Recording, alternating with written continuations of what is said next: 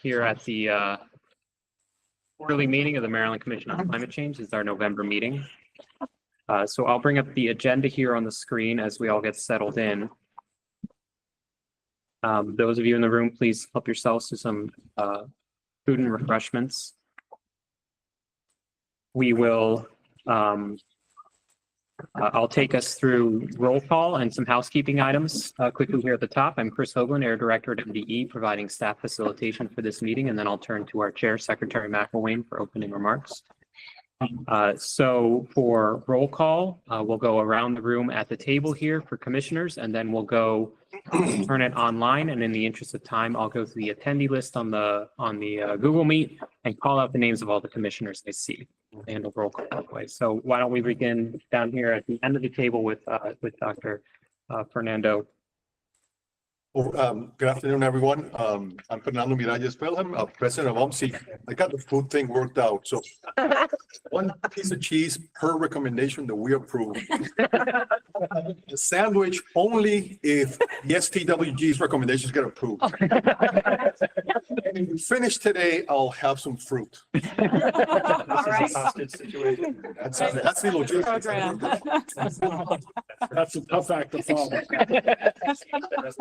Paul Pinsky, Maryland Energy Administration. Kim Pez, a climate director here for the comptroller. Jamie Raley, Maryland Farm Bureau. Jennifer Mizrahi, Philanthropy. Robin Gilden, University of Maryland School of Nursing. I'm Kim Coble with the Maryland League of Conservation Voters. Serena McElwain, I'm the Chair and Secretary of Environment. Kevin Addick, Secretary of the Department of Agriculture. Hi, Rebecca Flora, Secretary, Maryland Department of Planning. Dave Gosworn, Deputy Secretary DNR, here for Josh Kurtz. Eric Fisher, chairing the Critical Area Commission. Beth Harbor, I'm also Philanthropy with the Able Foundation. Good afternoon, Alexis Foxworth. I'm here on behalf of Commissioner Chair Fred Hoover. And I'm Darren Lobos, Chief of Environment and Sustainable Transportation at MDOT, and I'm here for Secretary Wiedefeld. Hey, all, David Smedick. I'm an NGO representative, and I'm with RMI. Great, thank you very much. So now I'll go online for all the commissioners I see. I see Delegate Dana Stein, welcome. Thank you. I see our People's Counsel, David Lapp, welcome. Thanks. I see Mike Powell. Thank you. Mike, welcome. And Mike Hinson. Mike, are you here for Secretary Strickland? I am indeed. Thank you. I think that is it. Yes. Okay, are there any commissioners online who I missed?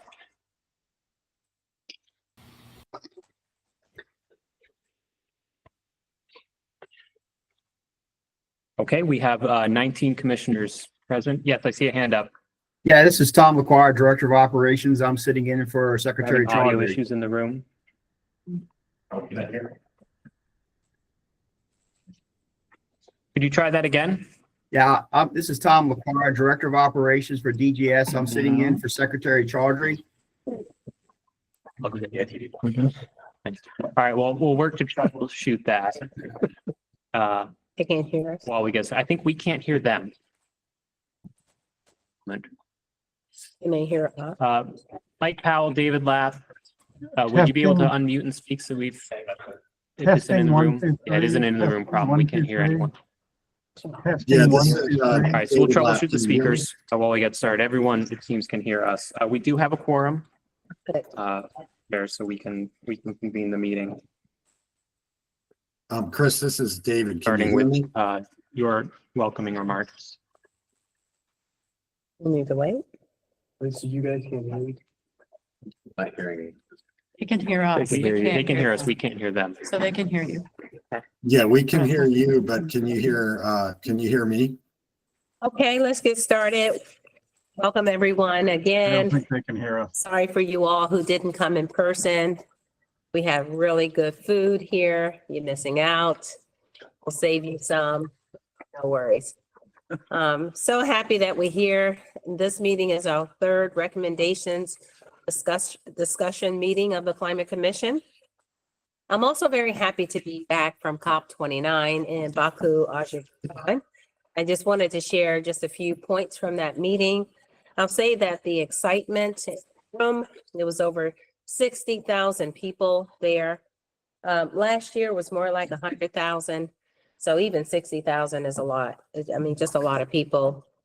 But all the subnationals came together and really talked about how can we together continue the fight against reducing emissions and protecting our communities and of course impacts from climate change. I've never seen so much excitement in a place like that.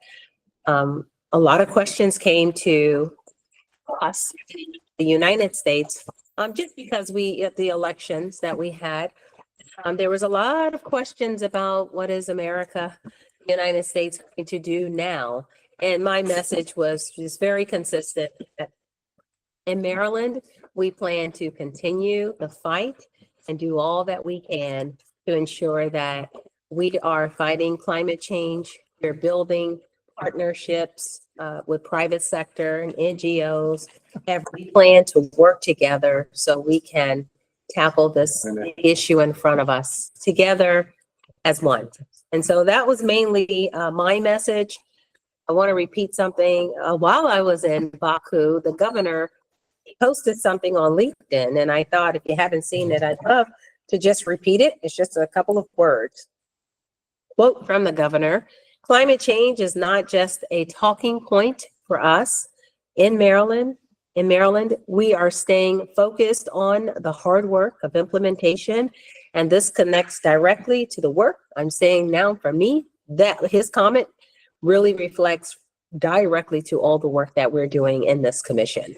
So thank you in advance again for all that you do, your passion for what we're doing. And I think we can get started in a second. I know that last time we met, we made very slow but steady progress. A lot of questions and conversations about the recommendations, but we were able to move on, and I think we got a lot accomplished. So today, I think we'll start by hopefully moving several items through the consent calendar. As you all know, the consent calendar includes recommendations from the working group co-chairs that are that's been identified as non-controversial. So with that, shall I turn it over to you? Sure, I'll bring us into public comment. Quick check, have we resolved the speaker issue? If we could have maybe Mike or David, any of the commission members unmute and just talk to us for a second. 1, 2, 3, 4, 5. Okay. We're all here. Can you hear us? Thank you. Starting to hear something here. Let's see. David, you're unmuted. Can you talk to us too? Yeah. Can you hear us now? No. Second, I think. It looks like Got it. Pretty good. You can't hear us. Yeah, I can hear Mike Powell. I just heard him. Right. Okay, I think we got it. We can hear you now. Okay, great. Great. So we'll turn to public comment. So anyone who has joined us online who would like to offer a public comment, please put your name in the chat and we'll add you to the list. Please do that now while I check if there are any members of the public in the room who would like to be added to the list. Please raise your hand. None in the room, so we'll start with online.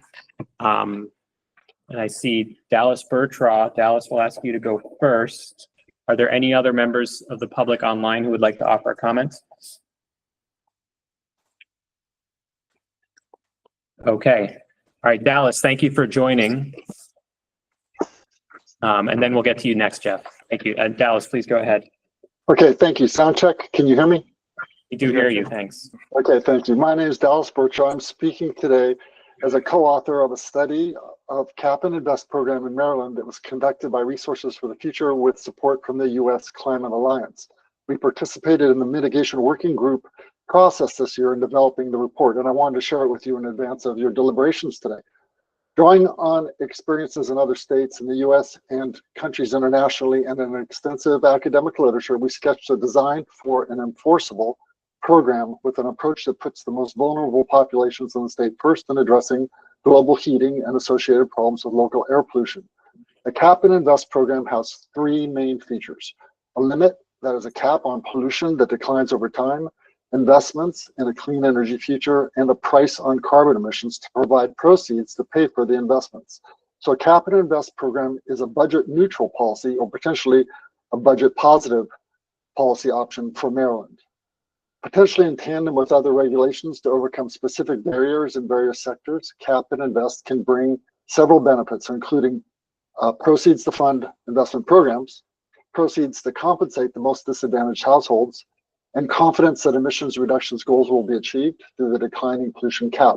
One of the greatest benefits, and the reason this approach is supported by the academic literature, is the expectation that Cap and Invest will achieve emissions reductions at the least cost, because the program enables businesses to make their own investment decisions to reduce emissions, gives them an incentive to minimize costs, and simultaneously enforces a social goal of a declining pollution cap.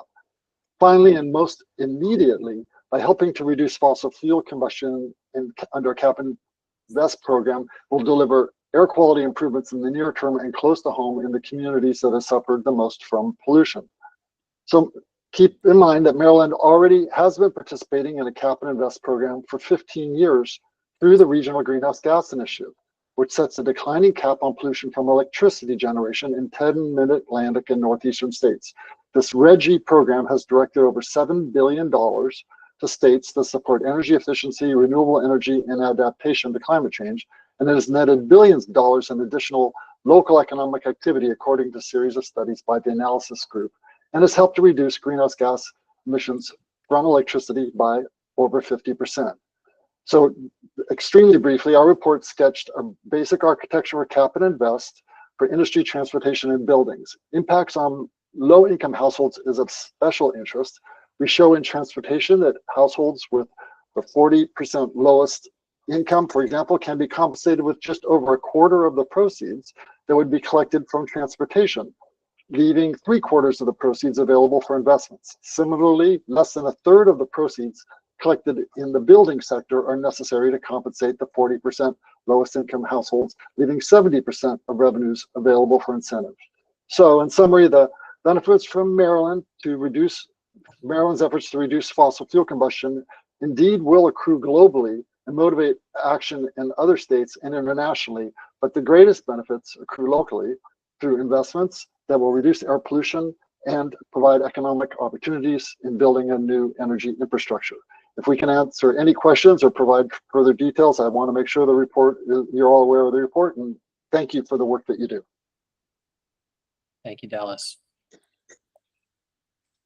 Next, for public comment, we have Jeff Silva.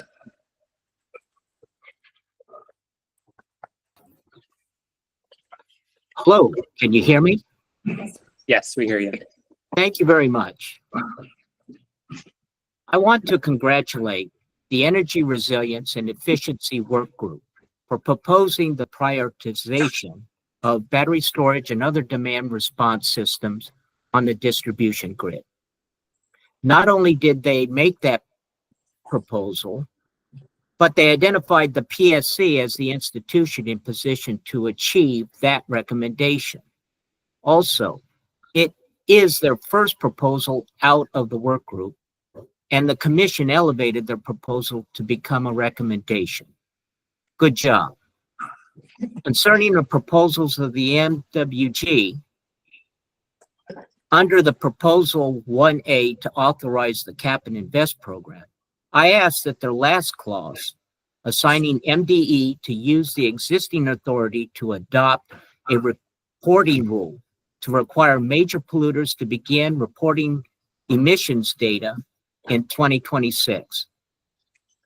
MWG's proposal to establish a baseline performance of polluters is crucial to achieving all other mitigation goals. When an authority asks a question, implicit is the seriousness of the subject matter, which, if ignored, should be fined, and that recipient of the question should be publicly identified as an unknown quantity climate polluter. Last, the commission should establish a baseline of legislation that passed the General Assembly that is related to the goals of mitigation, adaptation, resilience, and environmental justice to avoid wasting time and duplication by members of each work group. Tracking the output of each successive General Assembly provides the governor and the General Assembly a measure of their progress in those areas. I hope you all have an enjoyable Thanksgiving, and that concludes my comments. Thank you, Jeff. Okay. Are there any other members of the public who would like to offer a comment? Okay, thank you all for your participation. So we can now turn to the next item on the agenda, which is deliberating upon the recommendations. So I'll give a quick just process overview, a reminder of how we've been managing things and how we'll run them today, and then we can get into it. So we provided, as the chair mentioned in the materials, a consent calendar in the latest version of the recommendations that consists of, I believe, 5 recommendations that were identified as by the co-chairs of the working groups as potentially non-controversial. So we'll start there and we'll ask everyone to review those 5 and confirm whether they are, from your perspective, non-controversial. If anyone would like to flag one of them for discussion, we will remove it from the consent calendar. After that process, we'll consider the consent calendar as a whole in a single vote. And then once that's resolved, we'll start going through the list and evaluating the rest of the recommendations one by one, according to the document you have provided. Chris, I will be removed. It's not agenda discussion. And which one is that? MWG number 2? I know they don't want to be called earwig. What do you call it? Earwig number 4. Okay. Right, EIRWG number 4. Will be considered individually. Yes, Secretary Floor. Hi, MWG number 3 clarification. Recommendation says shift funding to limited income, but then the beginning of the second sentence says add electrification as an explicitly allowed use. So I feel like the recommendation is really more around allowing it as a use versus specifically saying to shift the money. If we allow it as a use, that's different. So I'm unclear as to the intent of that recommendation as written. Okay, I suggest we could handle that as a clarifying question with the co-chairs now before deciding its presence or absence Agreed. on the consent Agreed. calendar, if the MWG co-chairs are weighing in on that.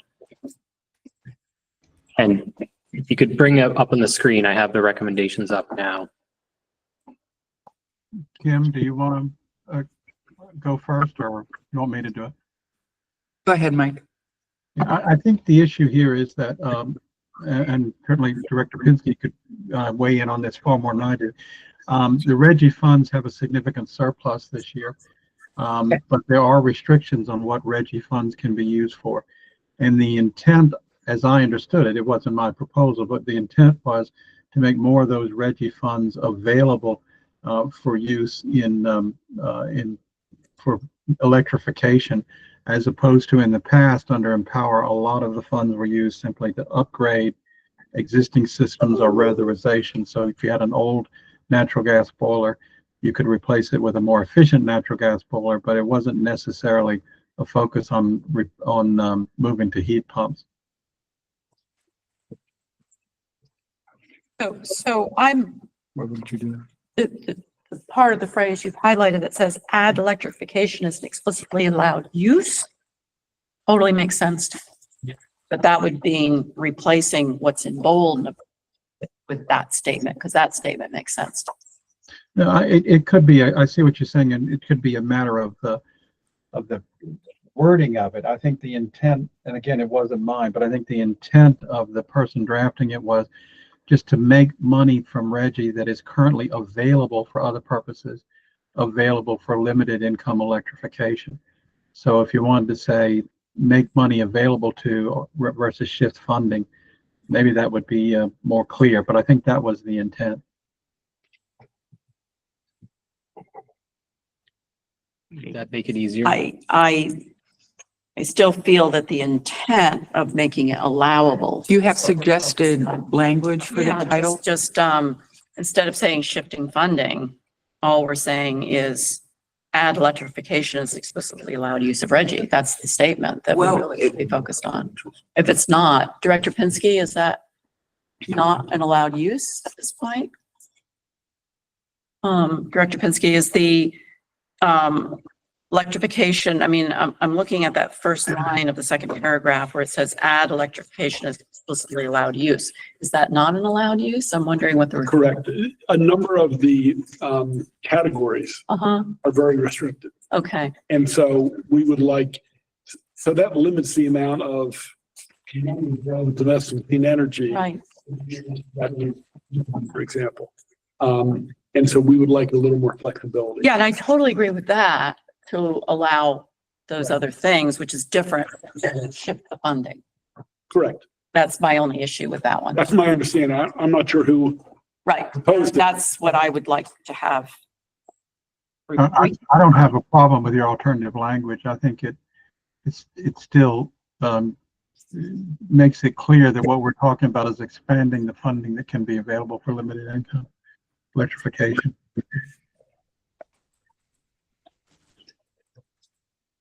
I do think we might want to and, because we're adding that and we're suggesting that the money be allowed for that. So just probably both of those are true. That makes sense. Yeah, I mean, to me, it's to allow funding for limited income. So I would say, and instead of the word and, I would say funding. Allow funding. That's going to allow us to make that happen. We're not really saying how we want money shift. We're just allowing it for this. That's right. Like, direct, I mean, I think that makes sense. yeah. Perhaps something to add electrification as an allowed use for Reggie funding to allow funding for limited use income. Thank you. That would do that for me. So I think that's the intent. We're clear in this statement. Oh, not to confuse things, but just as a clarifying question, is electrification, does that include like panel upgrades to, you could do all of that as well as the, that's something that people run into. Now I'm going to defer. Ian? Yeah. Hi there. I'm Ian Ullman, MEA. So electrification includes anything that is necessary in order to electrify the home, right? So it's not to be tautological about it, but yeah, it's not just heat pumps, right? It's electrification.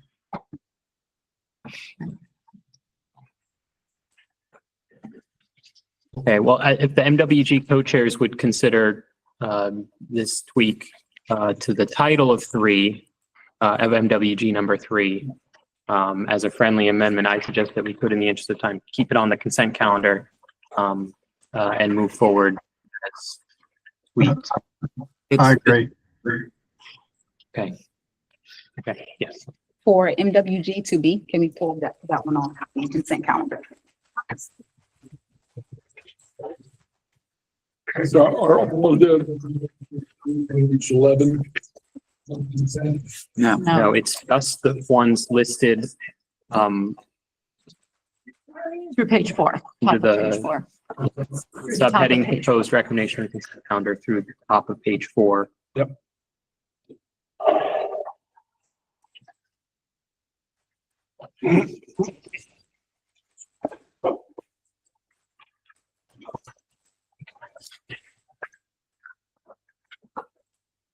Okay, any other items for the consent calendar? We have removed 2 of them. EIRWG number 4 will be considered individually, and MWG 2B will be considered individually. With the tweaks to MWG number 3, the consent calendar now includes just transition working group number 1, EIRWG number 1, WG 2A, and 3.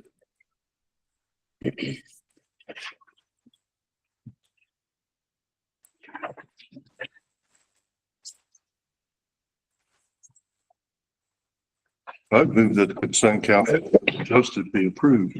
Okay, thank you. We have a motion. Second. Second. Okay, so the motion is to approve the consent calendar that includes Just Transition Working Group number 1, EIRWG number 1, MWG 2A, and MWG number 3. Is there any discussion of that motion? Okay, then I suggest we vote. As a reminder, a majority vote today on these recommendations includes them in the draft of the annual report that will be subject to final approval at the next meeting in December. And so we'll do the voting. We vote by hands around the room, and then the raise hand feature online. So the vote is for the motion to accept the consent calendar as amended. All in favor in the room, please raise your hands. I have several.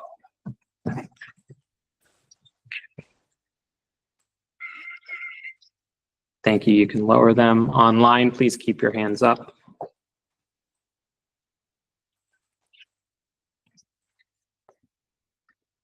Thank you. You can lower them online. All opposed, room, please raise your hands, and online. Okay, do we have any abstentions? Thank you. Okay, so the consent calendar as amended is approved for inclusion in the annual report. 19 yes, 1 abstain. So the items taken off the consent calendar, we'll circle back around to them as we move through the list here. So then if you turn to the top of page 4, remaining recommendations, which start with the mitigation working group's remaining recommendations. Before we I'm sorry. Okay, I'd like to, before we turn it over to, I guess you can talk about the recommendations, I would like to suggest that we move discussing the 3 revenue options or revenue recommendations until we meet again in December 12th meeting. I think it's important to give us time to think about those really big items a little more, particularly when you think about the election that just happened, the state of this country, the administration, things are changing.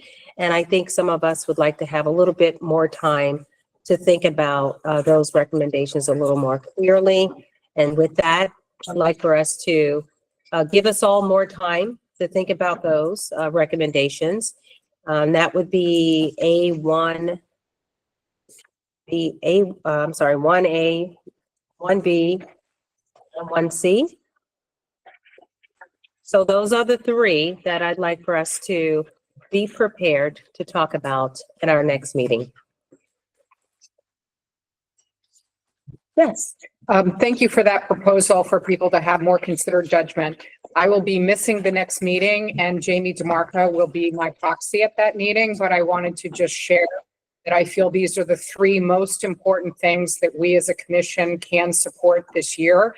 More important than everything else put together, because without money to accomplish our climate goals, we won't be able to achieve them. So I just wanted to be on the record in strong support of those 3 items. Thank you. Thank you. I appreciate that. Speaking as one of the 2 co-chairs, I do not object to it being moved to December. Those were some of the most contentious issues within the mitigation working group. So obviously it was an issue upon which a lot of people were doing a lot of thinking. Thank you for that. Anyone else? Okay, then, no objections. We would simply move past those ones and pick up with the other mitigation working group items. I suggest, since mitigation working group 2B was removed from the consent calendar, we could just start with that one, which would mean, bouncing back up several pages to the middle of page 3, mitigation working group 2B, focus incentives on heat pumps rather than AC and fuel burning heating systems. We ask the mitigation working group co-chairs to introduce that to the commission on behalf of the working group. Kim, you want to do this one? Sure. Pretty self-explanatory where this was directed for the Public Service Commission to change funding, focus of the funding from traditional heating systems to efficient heat pump equipment. Obviously, that the move's an important one in terms of reducing emissions. And so the idea was to encourage the PSC to move in that direction. But maybe we can hear from you about your concern. Sure. So the objective of pulling this off was for the purpose of abstaining. I'm sorry. For the purpose of abstaining. So directing certain incentives for Empower, when Empower is currently under advisement before the commission, we're dealing with that now, is discouraged. So we're going to abstain from this on that purpose alone, because we are currently considering it before. I see. Okay. Thank you.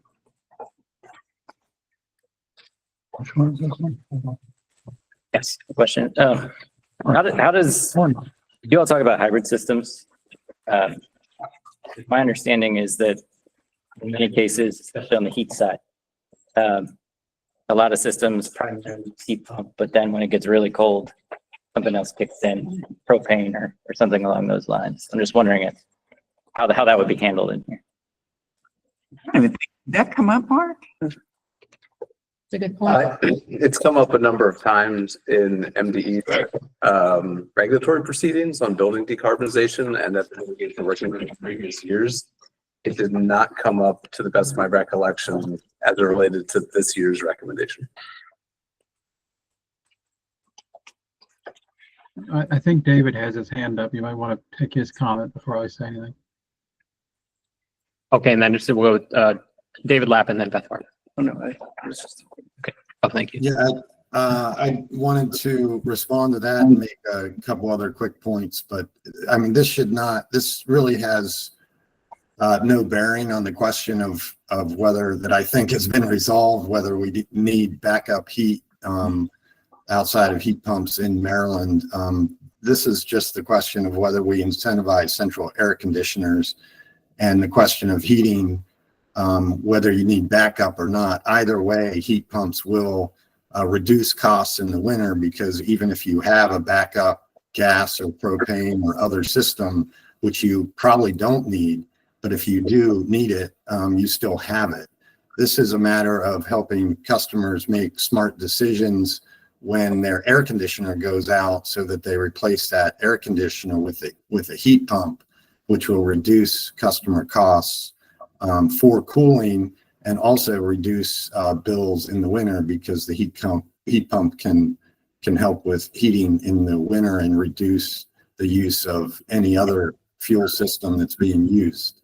We think this is really important for customers to avoid sinking costs into an air conditioner, which will make them more likely to say, well, I already got an air conditioner, so I should just go with my existing heating system.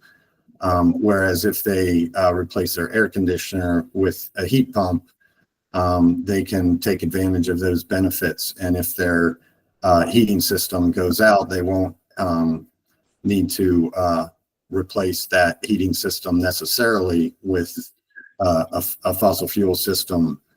And they won't. And if they would decide to replace their fossil fuel system subsequently with a heat pump, they'll avoid sinking unnecessary cost into an air conditioner that will not then serve out its useful life. So we think this is a good policy to put in place for utility customers. You could also make points about potential health benefits and other important reasons why it's important to do this now, especially for low-income customers who we don't want to be left on the gas system with escalating gas costs.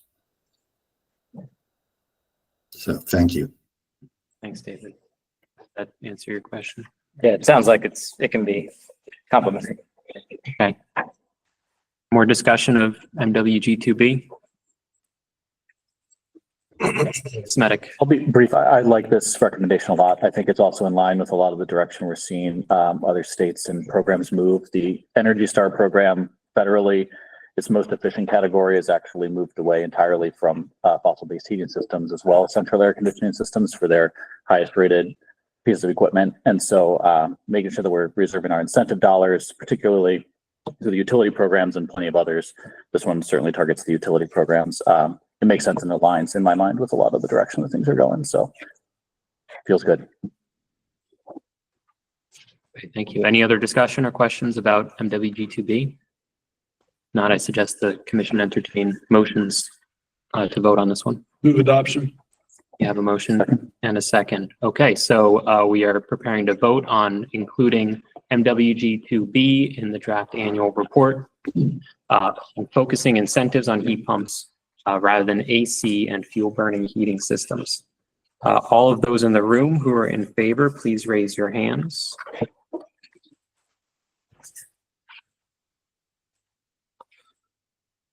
Okay, you can lower your hands in the room. Thank you. Those of you online, raise your hand if you're in favor.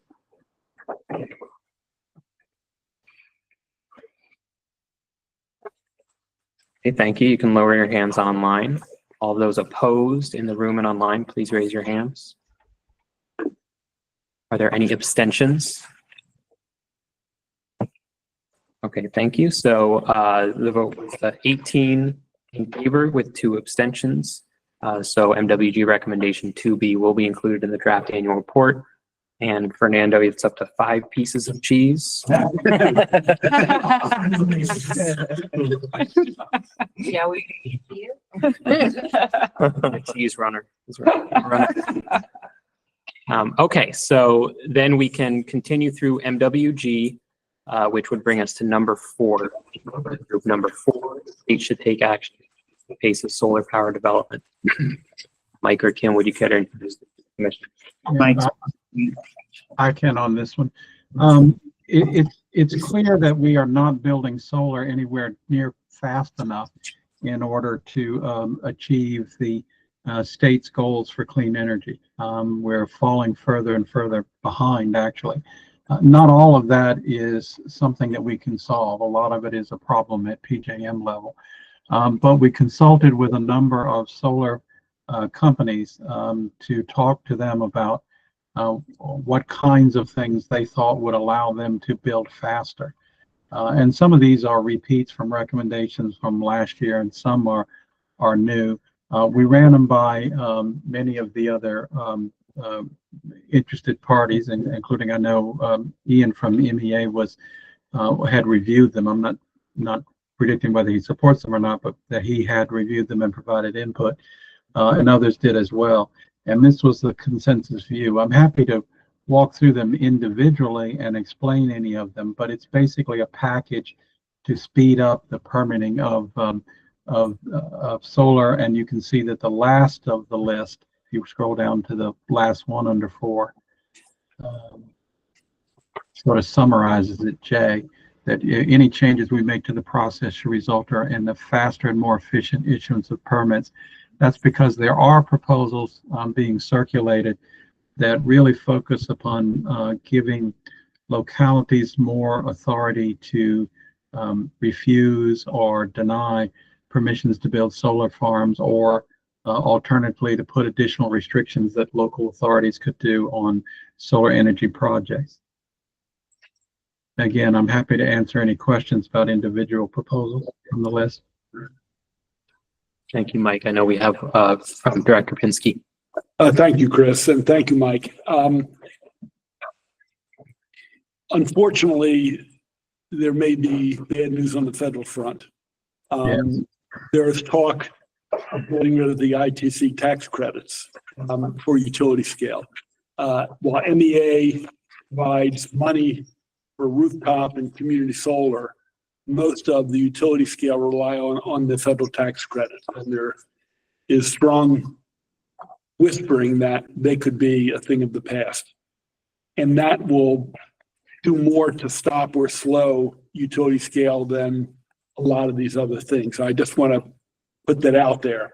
And as Michael said, we are behind. We're about a third behind where we should be in terms of the 14.5% carve out in the RPS.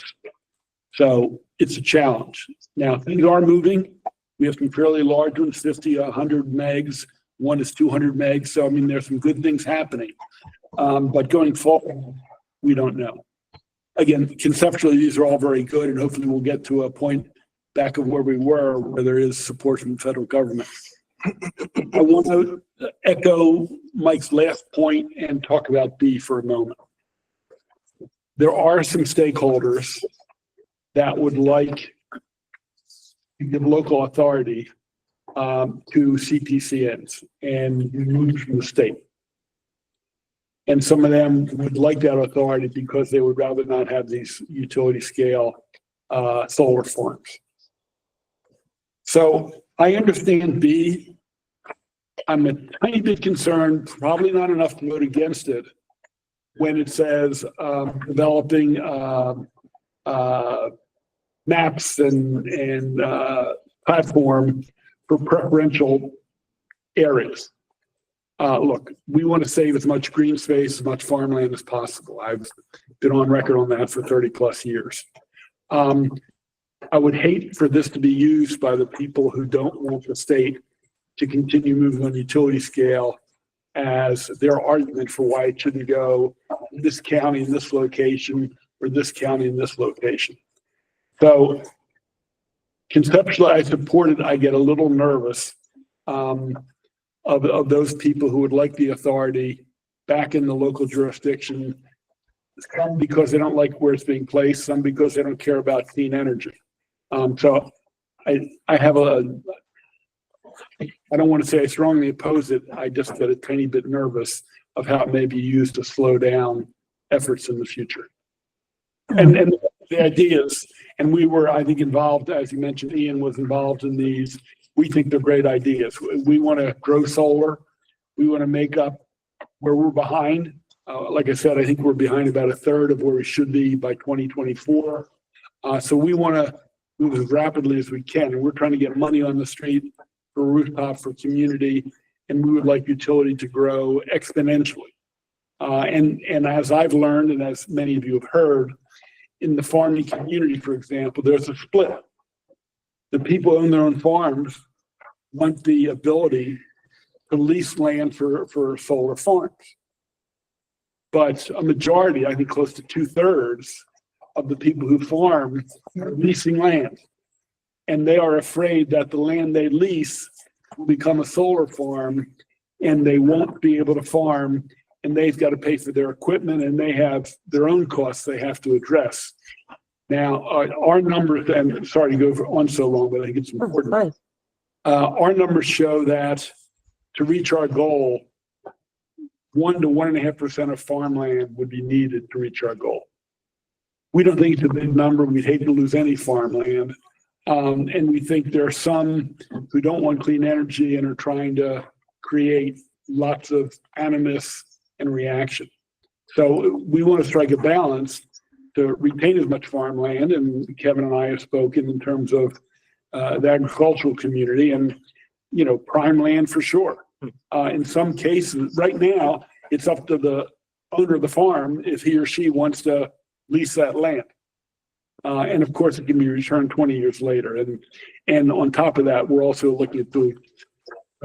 I just wanted to add that sort of enumerate on this item. Can I, Director, you raise a very important part, because that clearly was not the intent of the parties. And I'm wondering if we can do a friendly amendment to make it clear, perhaps at the end of that section where it says through the CPCN process, if we added the words, but solar development shall not be limited to those preferential areas. Does that help? Because I certainly, it wasn't the intent, what you're describing. First, if I could. Yes.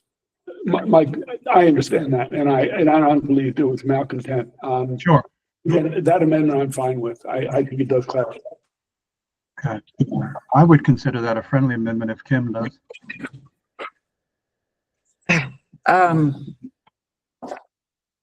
I'm a little concerned.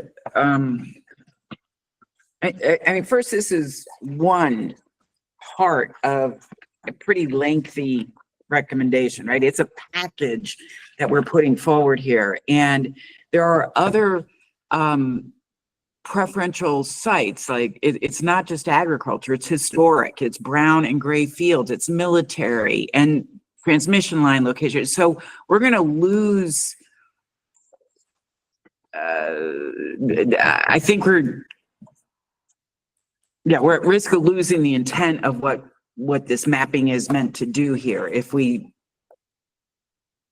start shaving it. So I don't know that I consider that a friendly amendment.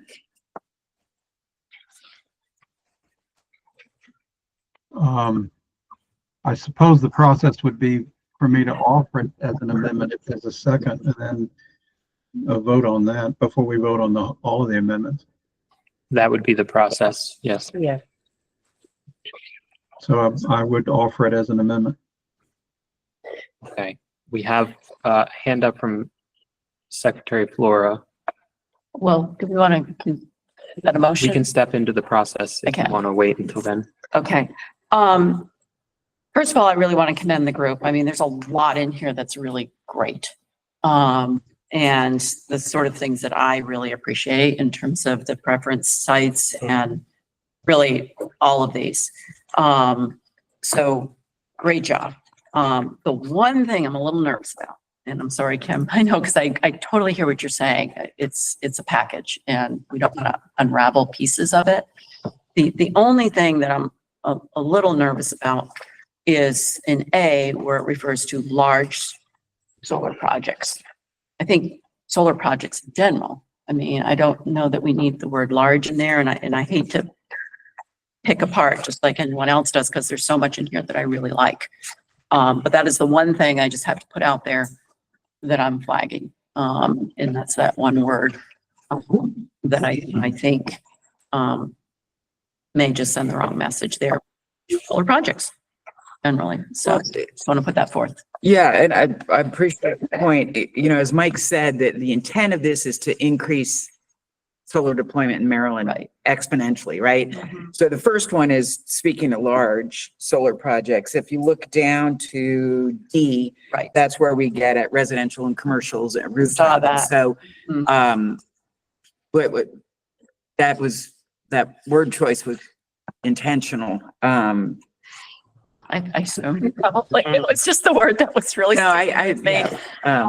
And I think everything else about it is sure we want to, and I think everything else in this package speaks to, preferred sites on, spaces versus some of these sensitive areas. And I think there's so many aspects of this that speak to all the things that I know I could support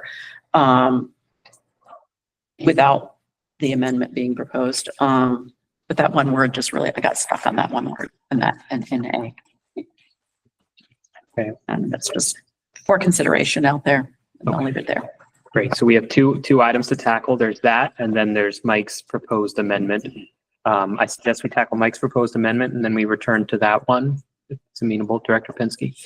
Yeah, Kim, in terms of your concern, if we put Mike's amendment maybe after agricultural soils, and I don't have the exact wording, and put a new paragraph, and then talked about brownfield military assets separately. So what he wrote was not applying to them. Would that solve your concern? I haven't actually wordsmithed it. Right. But I understand the concern. Yeah, that helps. I'm fine with it either place. What is it? So add the qualification about limiting, Yeah, after soils somehow. perhaps without limiting to, Limiting solar development to those areas.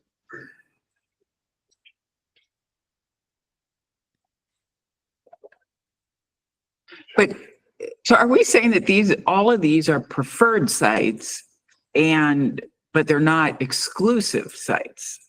Like It's not a list, I think, of sites where you put them.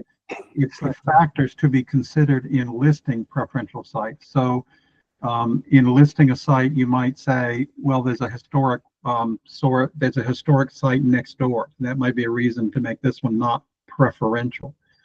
Or this one has good agricultural soil, so it's not preferential. But the intent was to say that the fact that a locality doesn't list it as a preferential site doesn't mean it's off the table. It just means that it's not labeled as a preferential site for expedited consideration. You okay?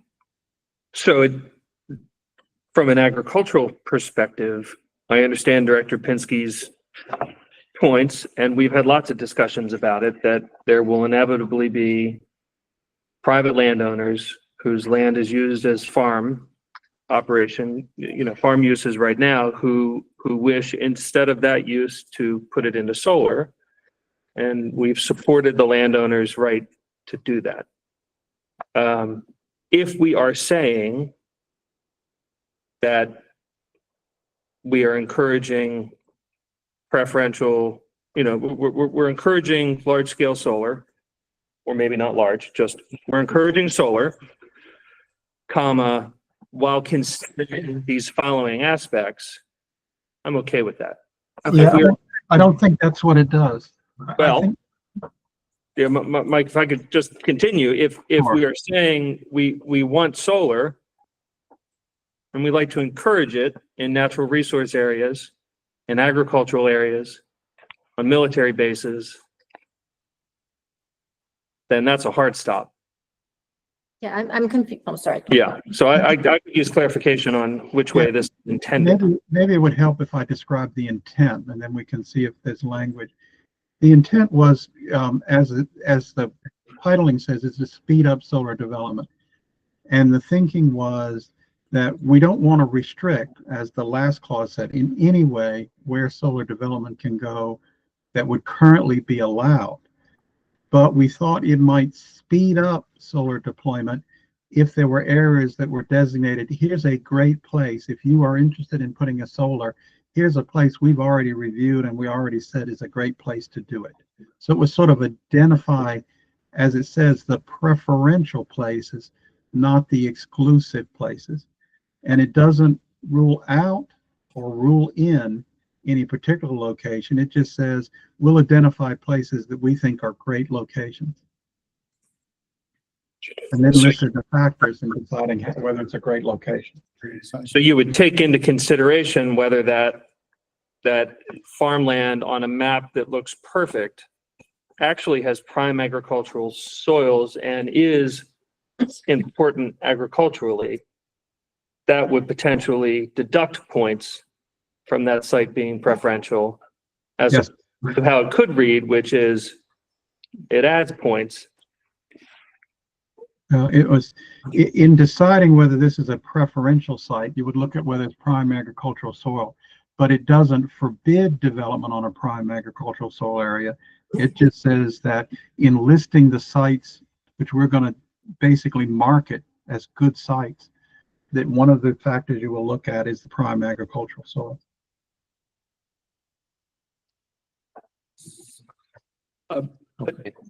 Point of order. I didn't mean to divert the conversation. We have a lot more to do. Yeah. Maybe we should hold this to the next meeting, let people put their heads together and work it out. We're getting a little nuanced, but there is some contextual politics to it.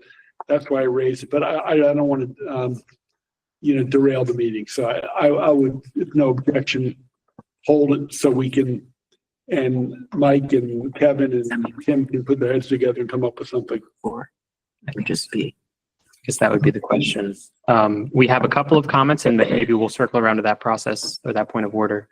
I'm just confused because I don't think they're comparable sites. I mean, I used to work in brownfields, and so I'd say, hey, yes, brownfields would be a good reuse of for a solar field. I'm not sure about the agricultural sites with good agricultural soil. I don't think you would want to use a place with historical resources for solar. I'm not sure what the military, because I don't think these are all necessarily good sites or bad sites.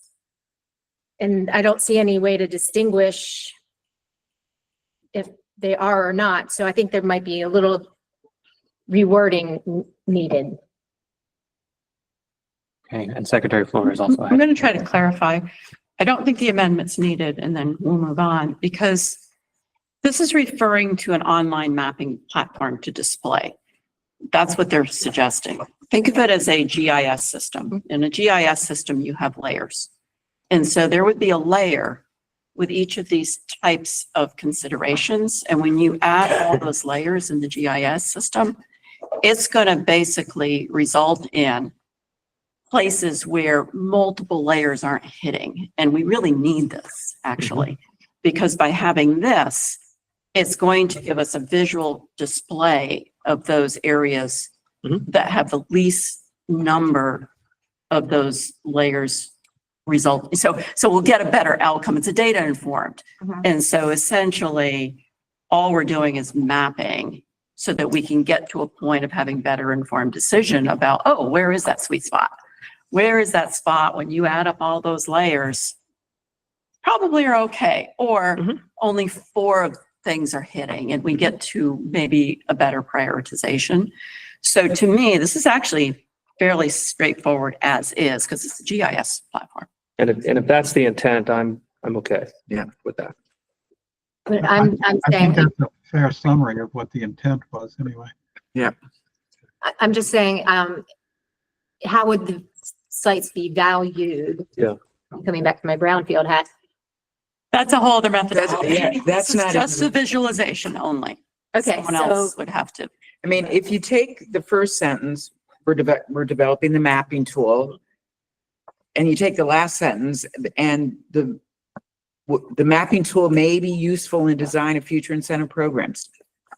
That's what this really is. So we could take out from considering all the way through location, because, I mean, we were trying to be illustrative about it, but I think that's useful, though. yeah, it is. But as you think about it, it's the mapping tool, and that might be helpful as we build incentives. Right. Someone else can decide if they want to put a weighting system on each of these Yeah. layers, but right now, the tool would be invaluable, actually, I think, to finding the best David opportunities. Okay, and so I know Jennifer had a comment, and then David, and I guess I'm citizen, what one potential thing I'm hearing is that there could be general comfort with this without the amendment, if Mike wants to consider. Even. I'm only offering the amendment as to address Director Pinsky's. If there's a feeling that we can go without it, I'm fine with that too. Okay, so we have Jennifer and David Smetic and David Lau. So mine might be a little bit off topic, but as long as we're talking about mapping, I just want to mention that maybe next year in this commission, we can look at mapping the climate risk across the state on the same map. So there's one map that also shows where are the dams that are about to collapse, where are the septic systems that are about to be a problem, that we have a statewide inventory of risk, and that there's a mapping of this as well. That maybe as we think about these maps, we can try and have them layered with a number of different solutions. Some of those are mapped already.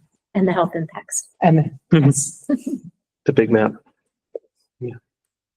David Smetic.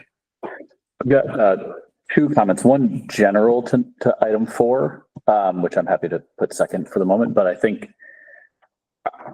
I hadn't thought that hard about this, about letter B. But I think that there are some nuances in here that might be important. And as we were just talking through it, the reference to the CPCN process is standing out to me in terms of this isn't saying that it needs to be a part, this new map needs to be a factor in the CPCN issuance process, but it's saying it will inform that.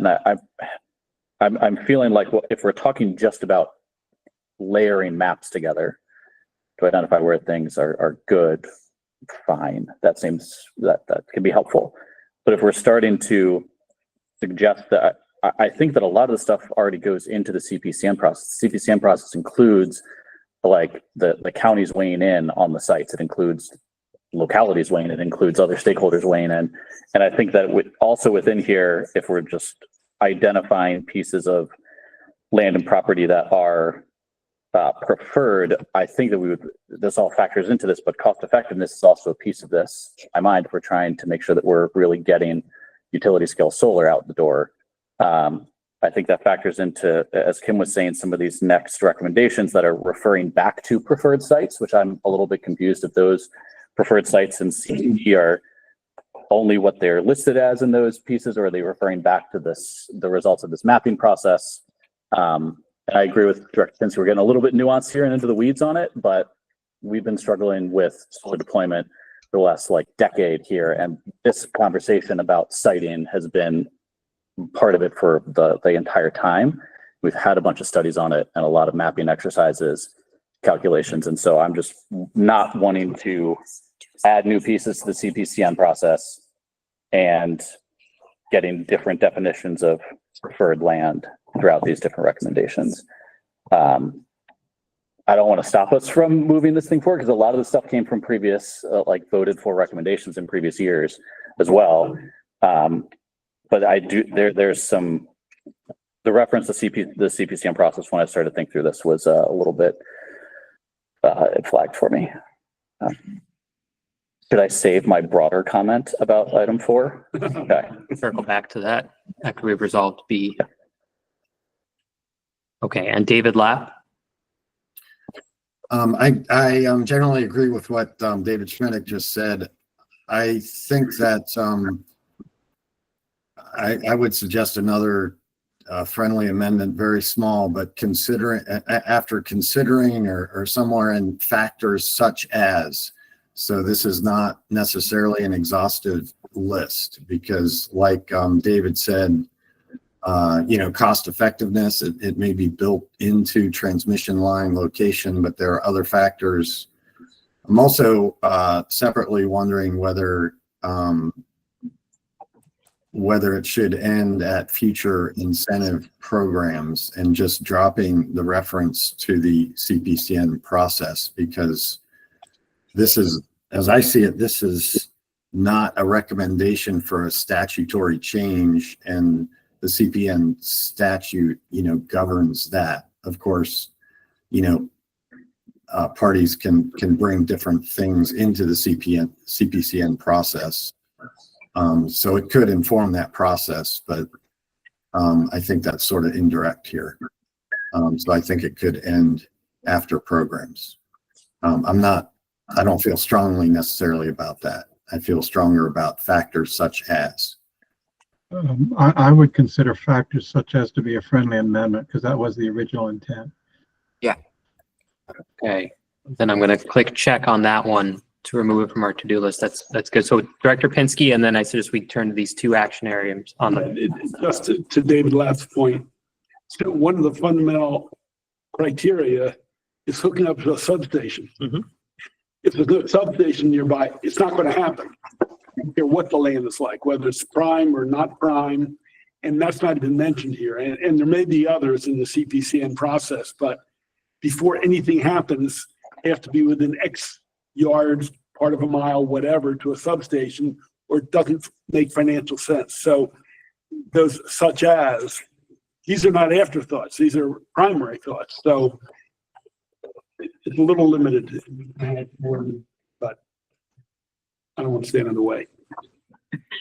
Okay, well, so process-wise, we have a potential added final sentence that I think we should consider whether the commission wants to take that up, and then we have a potential edit to the existing final sentence.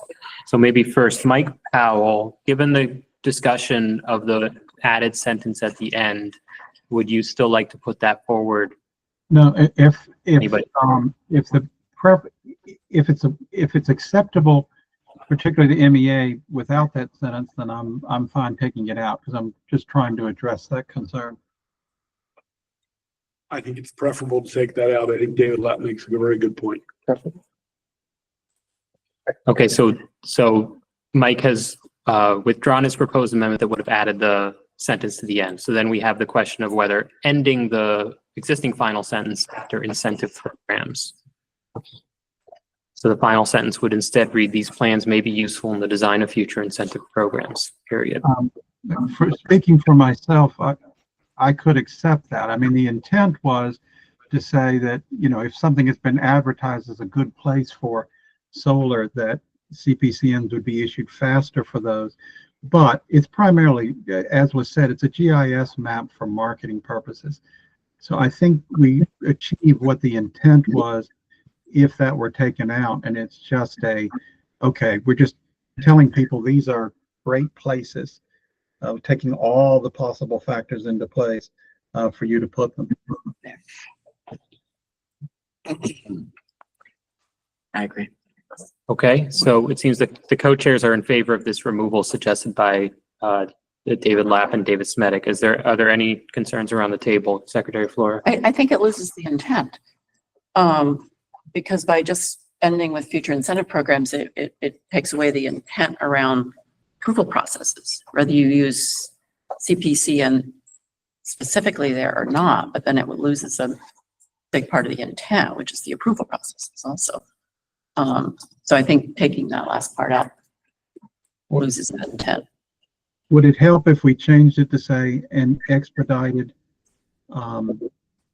permitting? I think it's the approval process is the key words that we're taking out that need to be there. We don't have to reference CPCN necessarily, but we do, I think. How about expedited approval? I don't need the word, oh, is it in there? I don't know the expedited, but I think that's the intent. Yeah. To create a more efficient. right, it's fine. It's fine, as long as we don't lose that part of that. We say that up in A, consistent and efficient approval processes. So, So it may not. just be necessary. repeating Yeah, that it may same. not be necessary then, Tim, you're right. Well, no, I think we're emphasizing Reinforces that. it, okay. Okay, so then the amendment that's shaping up is replacing issuance of development approvals through CPCN process with expedited approvals. So the sentence would instead read, these plans may be useful in the design of future incentive programs and expedited approvals. Again, I'm sorry to, Excuse me. are we talking about an expedited approval based on the preferential? I mean, CPCN has a process. I mean, I don't think PPRP is here. I don't think Bob is here. I mean, they have a process. Yeah. And I want to be careful messing with what they do. I don't always agree with them, but they have a process. They do a pretty good job. And A talked about streamlining. Fine. We want to streamline it, fine, but adding that to B sort of elevates the idea of this mapping is going to push CPCN to expedite it and do it faster. But the only thing it's saying is that these plans may be helpful. May be useful. In an expedited approval process. Okay. Okay. Yeah, and I mean, I can't comment on the CPCN process, but PPR doesn't approve, they just evaluate. But if it's in a map, that would, I would think, would help in their evaluations. Data-informed decision-making. Okay, we have a hand from David Lapp, and then I suggest we call the question on this. Yeah. I agree with Director Pinsky's comment that this is a statutory process. I'm wondering if it would work to say and expediting approvals, because that's a little more expedited approval sounds like there's a formal thing that is an expedited approval, and there is not such a thing. But if we want to say it might move it faster, we could say expedited.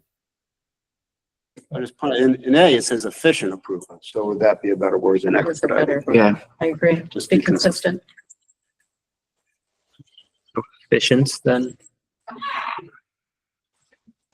Yeah, that works. I think it's the same language. I don't have a problem with that. Okay, well, given the amount of discussion that went into this, I think we should probably treat it as a motion. This was an easy one. This was great. Well, that means Supposed to be anyway. That food there. to look forward to. You guys are gonna earn this piece of cheese. So I think entertain a motion to do the amendment on the screen here, replacing the second half of the final sentence here. Do we have such a motion? So moved.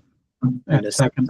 Second. Okay, so all in favor of amending the final sentence as it's written on the screen here, please raise your hands.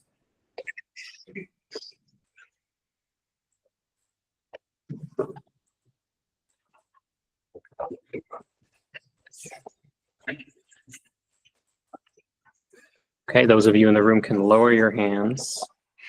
Online, please keep them up.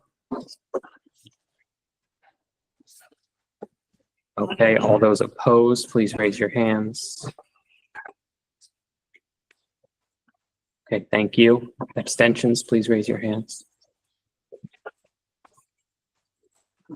Okay, so the amendment passes. I read 14 votes in favor, 1 against, and 1 abstention.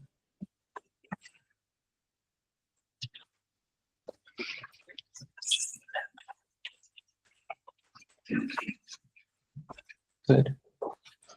Curious. Do you care to expand on why you voted against it? No, I don't. I'm going to have to, there are certain sections, by the way, I represent the farmers, Maryland Farm Bureau. Okay. There are some sections in this item number 4, specifically C, D, G, and I, that we accept. They're good for farming. They move it away from farmland and onto brownfields and other places where we would like to see solar located. Now, farmers find themselves in a bit of a conundrum because we support private rights to ownership. If somebody wants to do something with their property and it's within the law, then they can do what they want to do with their property, which means they can convert agricultural land to solar if that works for them. So we get that. Farm Bureau also is in favor of alternative energy sources. Solar, wind, geothermal, anaerobic digesters, we support that. I have a solar array at my farm that helps to power some of my farming operation. So it's not that we're the group of no, but I wanted to clarify that for folks. The problem we have here is twofold. Of our 12,300 farms in this state, there's 22,500 operators. There's only about 3,200 of those that are under 35. Right? So there's not a lot of people that are getting into agriculture.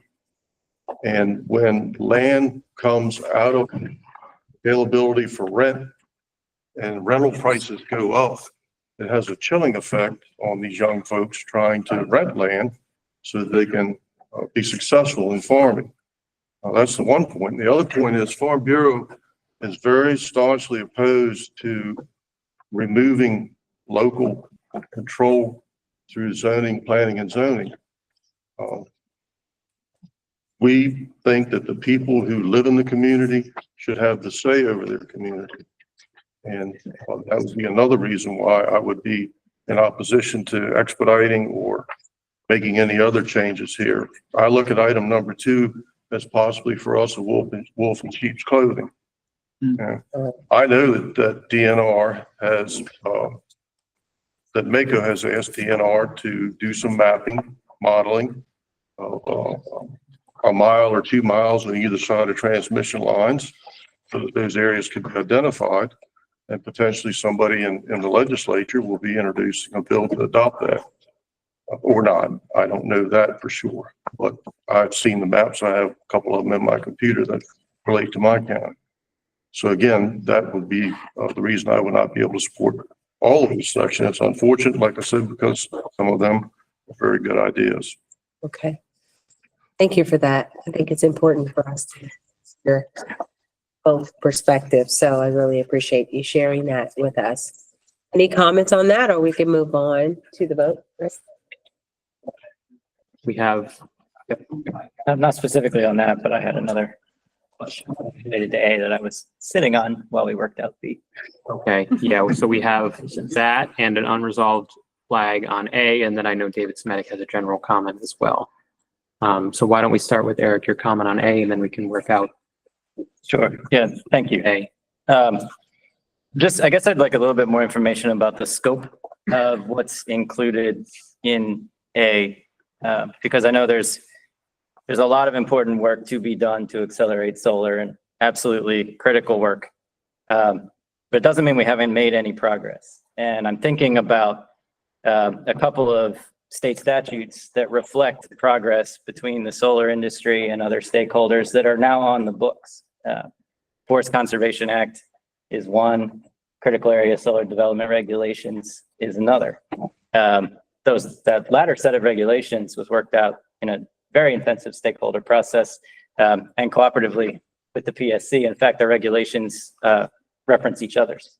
And so I just want to understand a little bit more about where A is headed, because I wouldn't want to throw out good work that's already been done as part of this recommendation. Well, I mean, I can comment in response, though Director Pinsky might want to comment as well. I don't know. But look, with all of that work, we are still falling woefully behind and falling further behind every year. We are simply not building solar at anywhere near the speed. I think it may be only a third of what we need is being built despite all of that work. There are compromises that are going to have to be made if we're going to meet our clean energy future. And remember that if you really boil the climate plan down, it's electrify everything and then get the electricity from renewable sources. If we're forcing buildings to spend $15 billion on upgrades and we're spending huge sums of money on moving cars to electric vehicles, and we're just building transmission lines to bring in fossil fuel from other states, then we really haven't done anywhere near what the climate plan calls for. So the bottom line is, if we don't find a way to accelerate solar development, we are the heart of the climate plan, in my opinion, is missing. And that was before we had a president-elect who vows to repeal the federal incentives that were funding what solar development we were having. So I think treating it as we're doing a pretty good job so far, not compared to what the goal is, and certainly not compared with what the obstacles about to arise are. And in terms of the word large, I think it was just, it wasn't particularly meant to exclude anything. I think large was put in there because we recognize that we need utility scale solar. That simply putting solar on rooftops or on parking lots, all very good. We need to do that. That's an important part of it, but it doesn't get us anywhere near the goals we got to get to. Without utility scale solar, we are not going to achieve the numbers called for by the climate plan. Thanks, Mike. So Ian for Director Pinsky, and then Director Pinsky had to go. I mean, I agree with Michael Powell. Happens, every year. Once in a while. But I think that's right. We are, the RPS law says we're supposed to be at 14.5%, solar in 2030. The current requirement is 6.5%. We're at about 4%. That's where you get what we're behind by about a third, right? And that's going to continue ramping up, even if we don't change any laws, even if we don't pass the 100% clean energy type policy, we're already behind. And the large solar, utility scale solar is dramatically cheaper on a megawatt basis than any other kind of solar. Rooftop, the canopies, the parking lots are the most expensive kind of solar. So I think there's a balance. And I think to Eric's point, what might make sense in the critical area may not make sense for the rest of the state, right? That's why it's a critical area. So I think that broadly, we do need to do a whole lot more on solar. And I think that on the whole, these recommendations should get us there. It's going to be very challenging to strike that balance. That's why we've been having this conversation for like a decade that I can think of, right? About trying to figure out what is the balance towards natural resource preservation, agricultural, preservation and rural ways of life versus these clean energy goals. Because Michael's right, if we don't decarbonize the electric sector, much of what's in the climate pollution reduction plan, isn't going to actually result in carbon reductions because they require us to electrify and then carbonize the electric sector. Thanks, Secretary Flora. We'll have a separate conversation on cost, first cost versus life cycle versus whole systems, but we'll do that later. The large still is important to me because when you get to the second sentence, and I totally respect, Amy, the local control. Unfortunately, we're not in the local control right now. So the notion of standardizing conditions for setbacks, decommissioning, visual buffers, streamlining, that part is really important for all solar, and it should be context oriented, because that's part of the issue we're having right now, is that those things are not standardized. And so we don't know what is going to get developed or where, how it's going to be in the adjacencies, because it is overriding current local codes right now. And so for me, taking out large is more a part of the fact that there are aspects to this, the way it's written, that should apply throughout, because it does create that standardized component. Currently is overridden entirely because local zoning doesn't apply the way everything's been written. Other aspects to this in terms of reducing barriers and your transmission lines, I think those are all important too, but I was really zeroing in on that piece of this and why it should apply to all solar, not just large. Would you suggest removing the word large? I'm still proposing removing the word large. The rest of it I can. Yeah, I would consider taking out large to be a friendly amendment, because there wasn't an intent to limit it to large. It was just part of the emphasis. So I don't have a problem with removing large if Kim does not. I would leave it. You know, to Ian's point, getting us from where we are to where we need to be, the more we do with large solar projects, the faster we'll get there. But we got a lot to go through, so I won't die on my sword on that one. How about if we replace large with all? So then it made it clear that it included large. Yeah, I'm good with deleting personally. I don't think it matters either way. Personally, I think we're getting caught up on just wordsmithing at this point. I think we should just move it forward. I don't, just based on what I just heard the Secretary Flora say, and you, co-chair, I recommend that we just leave large in. It covers everything. It's not saying, I just think the way it's written, I wouldn't want to spend another 15 minutes on whether it should be large or small. Just keep it in and let's just keep it moving.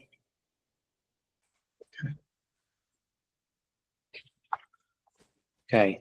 Well, if there are no other comments on individual components, I suggest we address the question of the recommendation number 4 as a whole.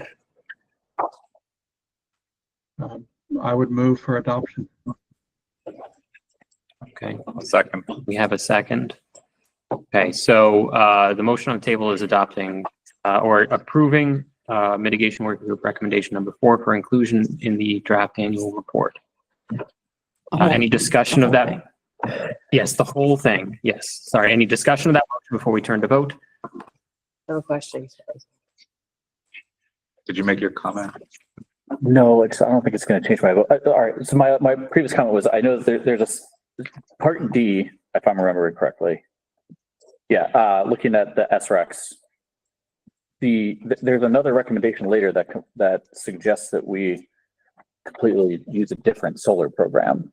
And so I'm trying to understand the co-chairs of the mitigation working group and the energy resilience and efficiency working group have talked about that. Because one's looked just basically like a block procurement style program, if I remember correctly.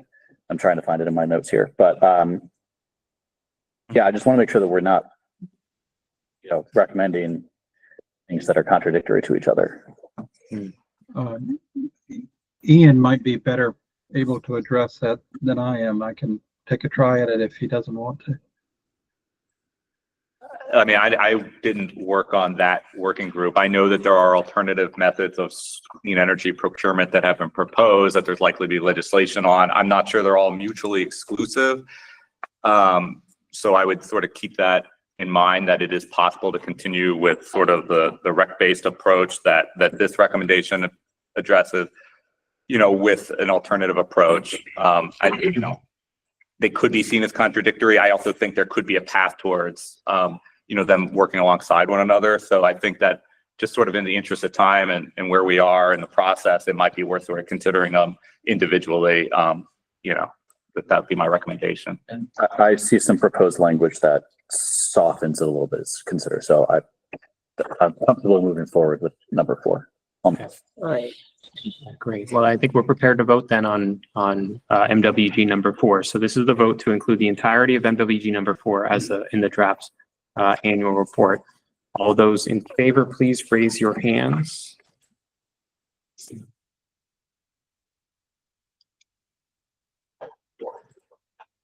Okay, you can lower them in the room.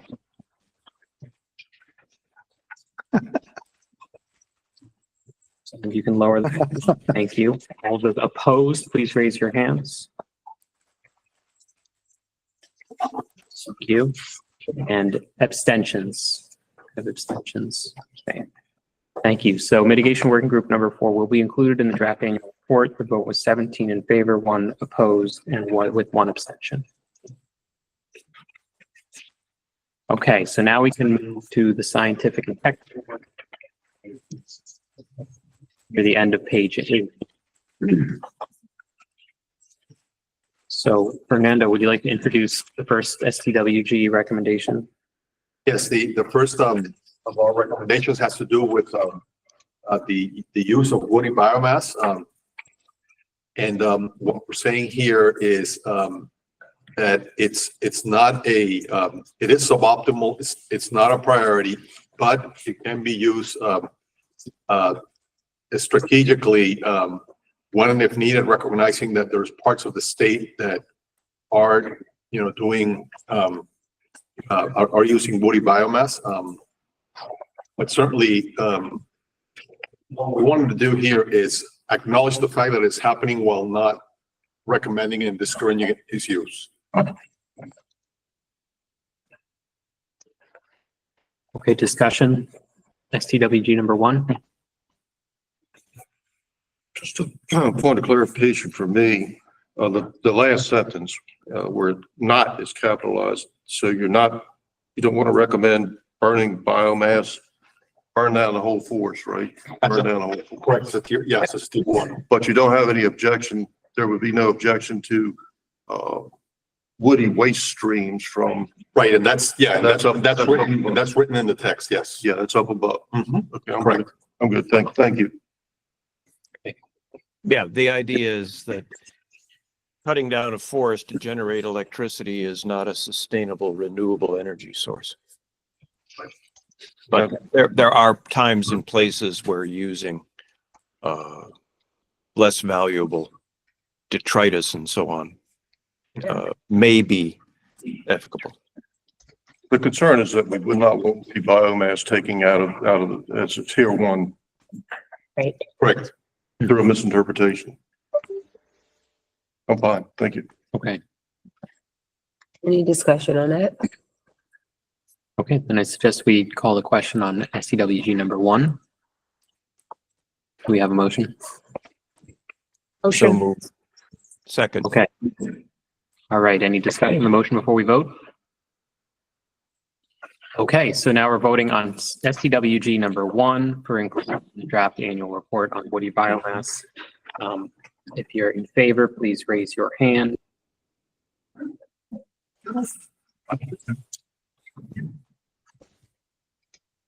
Okay, thank you. You can lower them. Opposed, please raise your hand.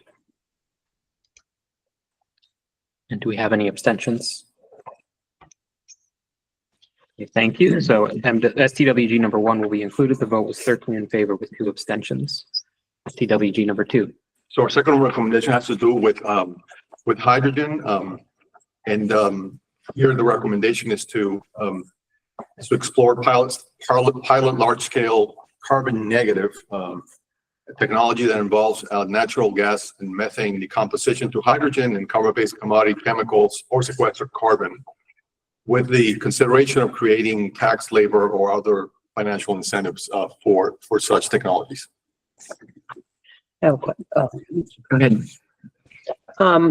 My question is, when we're thinking about the environmental justice and communities, I'm just wondering, did your committee or your group talk about how does this impact those communities? Yeah, no, I can say that that was the subject of our deliberations. Sometimes what's happening is, all that we're doing, really not just this country, but all the world. A lot of times, some of the things we're pushing, the environmental justice communities are saying, well, wait a minute, do I want that? Did anyone talk to me about it? And so I just think when we're thinking about really all of these things, let's just make sure that we have the voice of those communities thinking about. Yeah, it's a point well taken, and I think applying that rationale to our deliberations at large in our group, it's something we'll take home. Okay. Yeah, can I just make a comment as part of that work group and being a public health nurse? I really feel that voice is lacking from the work group. Yes. Okay. So right. there are members of the working group who are actively involved in research on air quality and environmental justice. And we like to think that landfill methane, for example, being, instead of flared, being used to either turn into hydrogen or turn into some other commodity, would be a net benefit to the communities near landfills. Yeah, but So this we is have built. considered. Go ahead. I'm sorry. I thought you were done. Oh, that's all. It's just, it is, it's one of the things considered. And we had, I'm not clear on who is supposed to pilot this and who's supposed to create the tax, labor and financial incentives. Is that directed at Maryland State should pilot it, or? Yes, so the header of our group's recommendations states that these recommendations, as you know, each one of them should be assigned to an appropriate state agency, General Assembly, or other governmental entity. We're not, this group and the members of this group are not prescribing, where this gets assigned.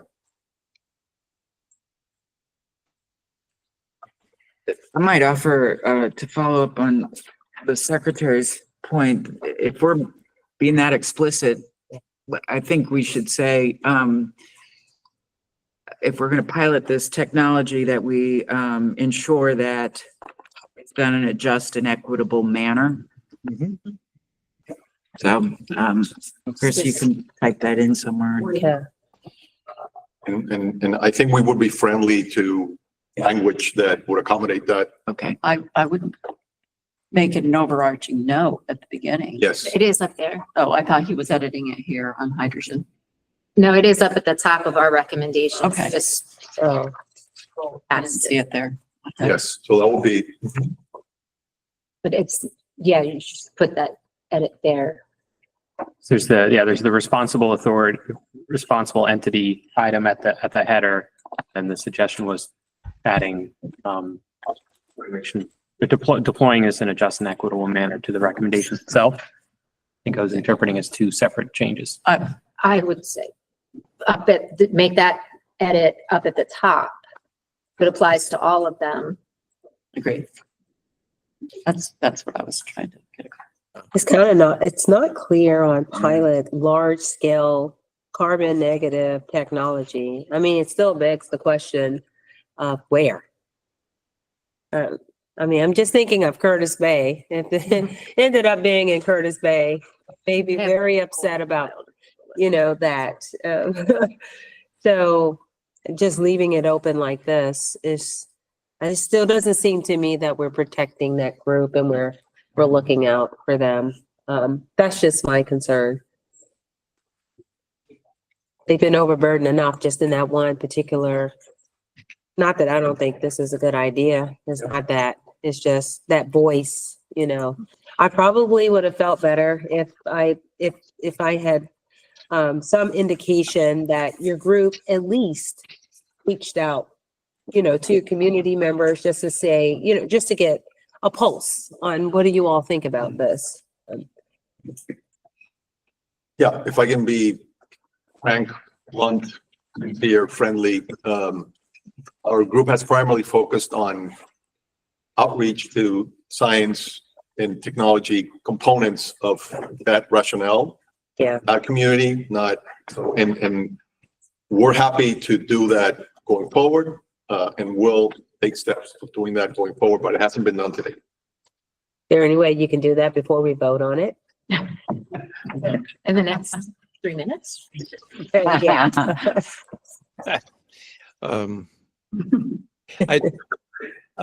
I guess if I may interject that, we never envisioned saying, hey, we're going to build a massive factory that will take natural gas and turn it into hydrogen and sequester the carbon that's left over and put that in some disadvantaged neighborhood. It was more along the lines of if you have methane being generated by a landfill, for example, and what are you going to do with it?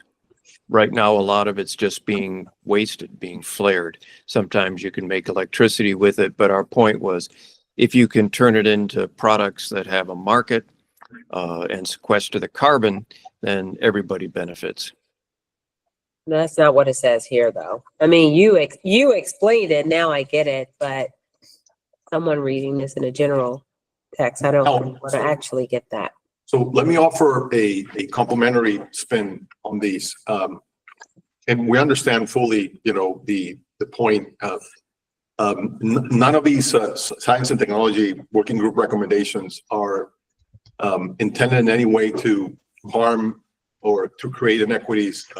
So when we make these recommendations, when we put them forward, it was with the implicit understanding that these should be considered if they do not create such effects. I don't know if adding that language in the preface or in each of the recommendations themselves would make them more palatable. I see. I think it would. Maybe we could add a couple of sentences to that a couple of words even that say it would be a net reduction in carbon emissions and decrease short-lived pollutants as well. That I would put that could fit under the hydrogen recommendation specifically. So sequester carbon to reduce net greenhouse gas and other and short-lived pollutant emissions after the word carbon, I guess. Oh, to sequester carbon, I see. Sequestered carbon, right. So that ensures that if some company were going to come in to the landfill near Curtis Bay and say, hey, we're going to put a device in here that takes the methane and turns it into, ethylene, that it can't increase either greenhouse gas emissions or short-lived pollutants. Yeah, reduces greenhouse gas emission and short-lived pollutants. Short-lived pollutants would be anything that, could have a health impact. For those of you who are not atmospheric scientists, that would be hydrocarbons, ozone, particulate matter, coal dust. Okay. That's a So we- great, I would accept that as a, not that it's my choice, but I would call that a friendly amendment and it tightens it up nicely. So thank you. So our chair considers that a friendly amendment. Yes. Okay, so we have potential addition to the preface.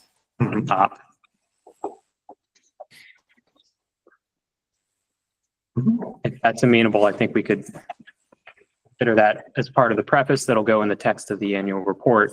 And we can call the question on number 2. Is number 4, Sorry, number 2 for hydrogen. I'm does sorry. that apply also to number 4, which is education? Because there's no site selection involved in education. But it's up in the preface. Right. So, yeah. Including, I think, I guess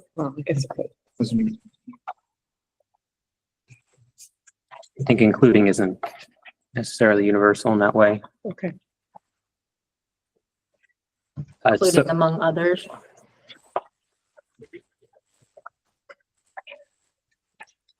What are we talking about? On 4? No, we're in the, Oh, No, The but they were preface changing, up they were in the- changing the preface to a whole section and there are more things So we're below on in the the section. preface. So I was wondering if it made sense to apply to the other things below. So the addition to the preface is highlighted on the screen here. right, okay. including among other,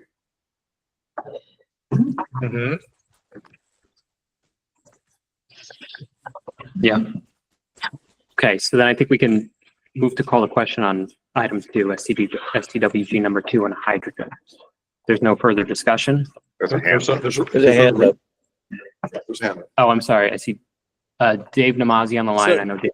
Yeah, so just number 4, ultimately, I think we expect that to be covered within, other recommendations within this report, and whether that stays under STWG or is somewhere else. But I was just trying to respond to the comment earlier about whether the preface comment applied to number 4. We could move on. I'm sorry. Right. Yeah, I think the intent when we get to number 4 is in fact to withdraw it since it's covered by the education related recommendations. That's exactly right. Thank you. Okay, so thank you, Dave. So number 2, David Smetic. You have I just want to make sure I've got large scale carbon negative. Are we talking about like we're suggesting a hydrogen production facility or the use of carbon negative hydrogen at industrial facilities here now? So are we saying like we want to have we want to have a production facility? Is that? I think it could be both. Yes. I mean, it doesn't say. It doesn't, okay. That And was- then, could be either. okay, and then can someone from MDE remind me the role of hydrogen in the climate plan? Is it primarily for industrial decarbonization? Were we projecting to have production facilities in the state? So the plan wouldn't specify if there are production facilities in the state, but it does indicate that some deployment of hydrogen and use, and I believe it was in the industrial sector, may be part of a economy-wide low-cost pathway to achieve the state's goals. Okay, I'm looking at, sorry, I think that there's some production facilities that have received recent DOE financing in the Mid-Atlantic, in Pennsylvania, Delaware, and New Jersey. And so I'm just kind of wondering if we need to do that, considering some of the equitable siting concerns around that. If it's already happening in other places, could we use it here, which for industrial decarbonization to make a lot of sense. I'm just a little concerned and confused about how we're putting our resources and potential incentives into production facilities versus using them at industrial facilities. We didn't get any of that funding. We did not. No. No. Nope. Okay. Good point. Yeah, very good point. Okay, so I suggest we call a question on STWG number 2. Is there a motion to vote on its moved. inclusion. Okay, do we have a second? What are we voting on? Just. Whether to STWG number 2 on hydrogen in the draft annual report. And let me just, one more point before we vote. I like the fact that you put, which I don't see it anymore, at the top, making sure that it's equitable. But it's, to me, in order for me to be comfortable knowing that we're representing a voice that's not here, we don't have an EJ person on this commission anymore. I would want to just be a little more specific right there, like something about should be done. I mean, because just and equitable, it's not a tag word, but we need to make sure we mean that by maybe having something on there about just involving or getting, Community, yeah, getting their voice somehow. from a community, Yes, community. right. So they can weigh in. That's all I'm saying. Okay, and then I am comfortable with it at that point. Yeah, that's. I would say sufficient. No, No, it needs to be that's just another word. community. Yeah. Yes, Community engagement. Yes, through technology, you can. yes. Involves. Technology. Good catch.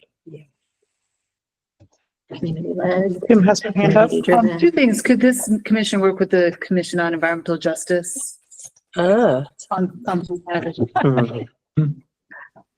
ah, The other thing was that when I was here, we had a climate justice sub-cabinet sort of thing, subcommission. That, and we had one member from each working group that specifically worked on this. maybe, yeah, it's a good idea. Maybe, just bring the concern, bring the There you issue go. to the EJ Commission and let them, just give them an opportunity to talk about it and give an opinion. And then, at least you heard the voices of that group. Yeah, that is the commission. So I don't know how you all feel about it. And I would just say it might be something we should talk about maybe in the steering committee or at a future meeting.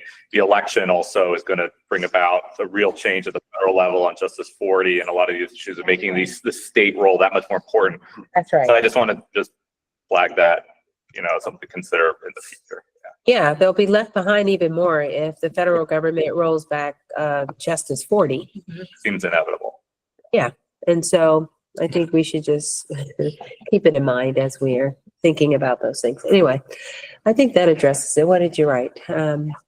Consultation with overburden and under. Do you all think we need to put a commission in? Is that a thorough? Leave it at We need this. to think that through, like Yeah. how it. You want to, That's what you prescriptive. want to say, and through Yeah, let's just- consultation or and thorough consultation? Smithing again. No, I'm not. I was just curious whether. We got both. Thanks, Chris. That's his hand up. Misunderstood. No, he doesn't. Okay. Extra words. Sorry. Okay, so if that's sufficient, then I think maybe Yeah. we do have a motion on the table. Yep, We we can vote. If there's now. no further discussion of that motion, I think we can call the vote on STWG number 2, laying the hydrogen. So all in favor of including Russ STWG has his hand up. number 2, Russ, is that a comment or are you voting? Well, I had a comment, but I think it's all solved now. I mean, I was just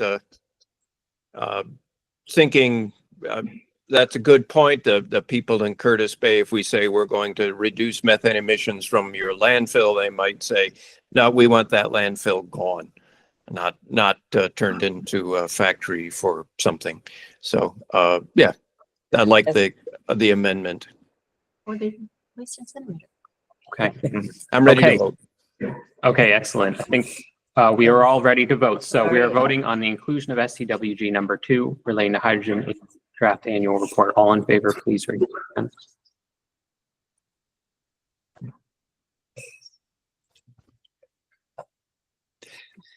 Okay, you can lower your hands in the room. And online, thank you. All opposed, please raise your hands.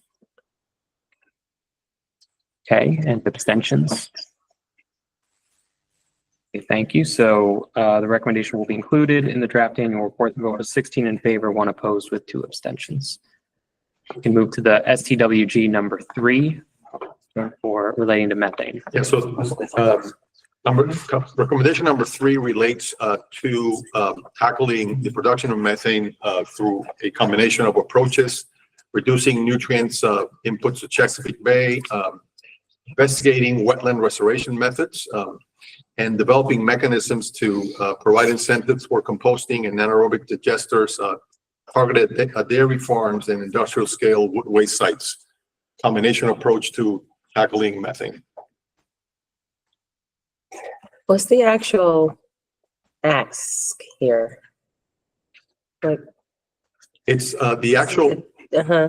yeah, the actual ask is to be more proactive in approaches that reduce methane production statewide.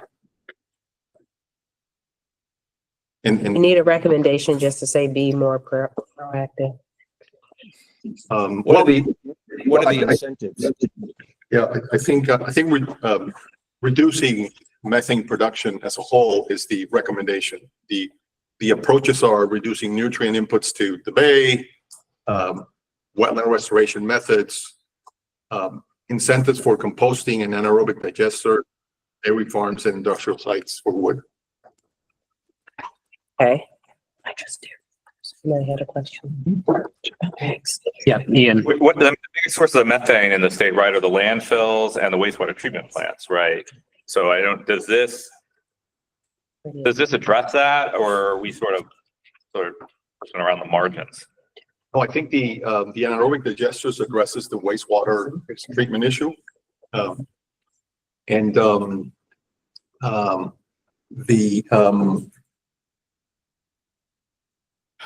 Yeah, so the landfills, we need to include more explicitly. I mean, anaerobic adjusters would probably apply more or to, I don't know if that's methane, but chicken waste. Right. Right. That's good for like nutrient load reduction. Yeah. I don't know if it helps with methane. It also had a Right, lot of those environmental justice concerns that we were just talking about on the prior item, those industrial digesters. Yes. I was going to suggest broadening it from just dairy farms. Mm-hmm. Could you say livestock? Could you say? I think that's fine. Dairy farms are the major agricultural source of methane, but there's no harm in broadening it. And the question I have, do we want to be more explicit about what sort of incentives the way we were for number 2? That would be all right as well. I mean, we have regulations now, right? On methane from landfills. We have a lot that we're doing in that area. I don't see how this pushes us to do anything more than we're doing. Anyway. It does, especially for dairy farms where there's no mandate to anaerobically digest the manure and turn it into methane that can be used. There's more manure than can be used in the state of Maryland as fertilizer. So we have to do something with it. You would have to build infrastructure though. That's huge. Somebody would have to want to do it, which I think is a good idea, by the way. Yes. Well, let's put this in perspective. 10 years ago, there were 500 dairies in the state. As of last September, there were less than 300. And of those, more of them are going to go out of business because of increased cost of inputs and a lower price that they're getting for their milk. They're going to convert over to something else that's not going to be as intense as the CAFO. That's one point. Number 2 is, I don't think that they could afford it even if we gave it to them as a cost share option, because these things have to be maintained. They're potential environmental disasters if they leak. They're a bomb if they go off, and they have to have insurance. So you got a challenge there of getting them insured. So before we go in and start talking about anaerobic digesters mandated for dairy operations, I would submit that we should probably reach out to the University of Maryland, the dairy science people, and ask them to weigh in on this before this commission passes it, so that it would have more credibility. Yeah, thank you for that. We have hands Right, yeah. from. Didn't- yeah, I have a question on Powell. another issue. Please go ahead. Okay, so I'm a little bit confused, excuse me, just maybe the wording of the first sentence. Says reduce nutrient inputs to Chesapeake Bay to avoid methane production and it is in the wetlands. Is the point to, I don't know, encourage nutrient reduction practices that do not, or that minimize or avoid methane production as a result? Is that what we're getting at? So the reduction in the nutrient inputs to the bay result in methane production and release. Right. So we want to limit those. And then there are wetland restoration methods that would also prevent methane from being produced. Okay, so there's two different things. In the first sentence, yes. Yeah, okay. Maybe, I don't know, off the top of my head, it's just confusing reading it for the first time. Maybe there's a better way to split that into two sentences. Better. Yep. I don't have a suggestion off the top of my head, but. Yeah. Right, are we already doing that? Are there certain practices that we want to promote? Is that the idea? The idea is that we want to expand on methane reduction activities that we're already doing, like the landfill ones that we were just, these are additional to what we're doing already. Yeah, if I may, Powell. this is very, it is very terse. Reducing like reactive nitrogen inputs to the Chesapeake Bay will reduce ammonia production. Full stop. Maybe we could stop there and then start a new sentence and investigate wetland restoration methods. Full stop. Does that help clarify? Yeah, yes. Yeah. At least to me it does. Okay. And then we did, the Scientific and Technical Working Group did have several visiting scientists discussing anaerobic digesters and dairy farms and how they can be economically feasible or beneficial. I forget exactly who those guest scientists were. Does anybody remember? Stephanie Lansing? Yeah. Okay, we have hands up from Mike Powell and Jennifer Laszlo Mizrahi. Go with Mike first. I don't have a problem with the first sentence, but I have definite problems with the second. Within the mitigation working groups, one of the things we were very careful to do is hear from the regulated community. Because there's a lot of good scientific ideas that when you talk to the people who actually have to apply it, it just doesn't work for them to stay in business. I'm at the moment, the sole business representative on this committee, and farms are definitely a very important part of our business community as well. And I'm concerned that we don't yet know what the true cost impact would be. And the fact that it says incentivize, well, are we talking about totally cover the cost, including the cost of operation? Very expensive, as was noted. So I am not in favor of this second sentence. I would propose take that out and only include the first sentence. And it doesn't mean it couldn't be reconsidered once there's more input from farmers about what the actual cost would be.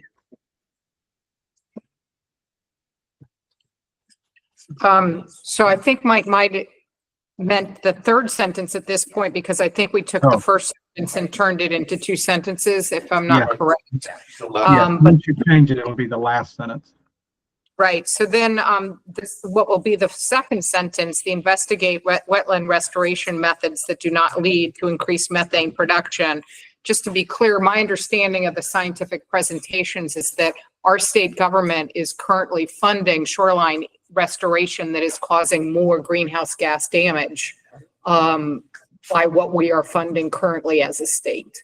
And so the finding a new solution and being able to quantify it is incredibly important. Just a Thank you. point of order question. I would be willing to make a motion to remove that last sentence, but you have an amendment up there. Do you want to deal with that first?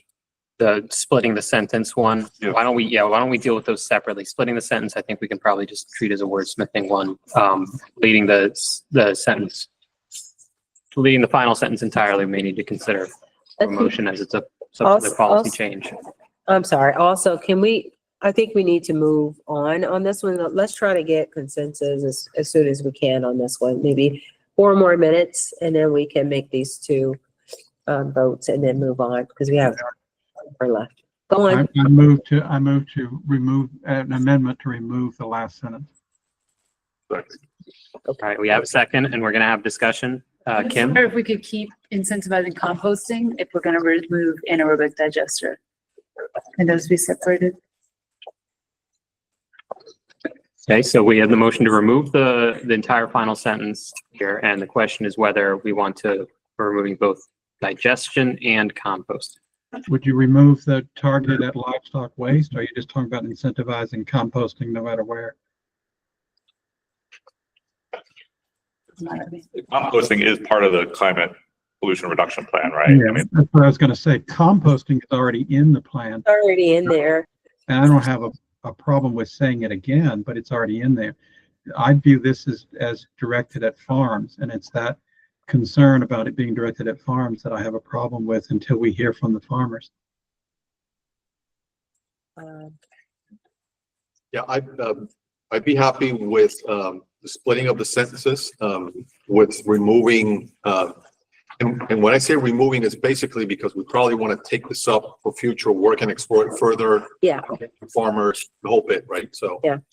And on the incentivizing composting, I'm happy with either way we go. If it's already included, but it needs incentivizing, or if it's just implicit because we're already doing it, I'm fine with that too. All right. Okay, so then the amendment we have on the table is removing the sentence entirely. So I think we should call on that, and splitting up the sentence, I'm going to flag that for staff to clean up later. We don't need to spend any more Yeah. time on that. Okay, so the question is removing the final sentence here. It's a substantive change, so I do suggest we vote on it. The motion is on the table. If there's no further discussion, we can vote on the amendment. Yeah, Eric. Can we from MDE get some clarity as to what the whip says about anaerobic digestion on farms? Because I want to make sure this commission respects other work that's being done outside of the commission related to some of these things as well, and not get at cross purposes. Because I think if it is in the whip, a lot of that outreach probably was done at one time. Maybe it needs to be renewed. But I'm just curious What is your question about anaerobic digestion? whether that is a BMP that was included in the pollution reduction plan. Oh, Yes. Are we asking about the whip or the climate pollution reduction? The whip. The whip. yeah. It is in our climate pollution reduction. Right. Okay. Okay. But whip on the. Okay. The whip, yeah, I don't know. Okay. So we're unclear on that at this point. I will say that MDA does fund animal waste technology. and we contribute to that too. Yeah. Well, regarding the web, I mean, manure management, it's Yeah. unfortunately, that's a strategy. And that is a way to manage manure. Yeah, that is, yep. All right. Okay, You good? well, so you can consider that as taking care of elsewhere, so it's okay that this recommendation is silent on it? Clear Or as cow pies. If we need to be silent on it, that's fine. I certainly wouldn't want to get into a position where we're crossing out other Yeah, adopted work. yeah. Okay, All right. okay, all right. Well, so then we're voting on removing this sentence, understanding that these concepts are addressed elsewhere. So all in favor of the amendment, which removes that final sentence, please raise your hands.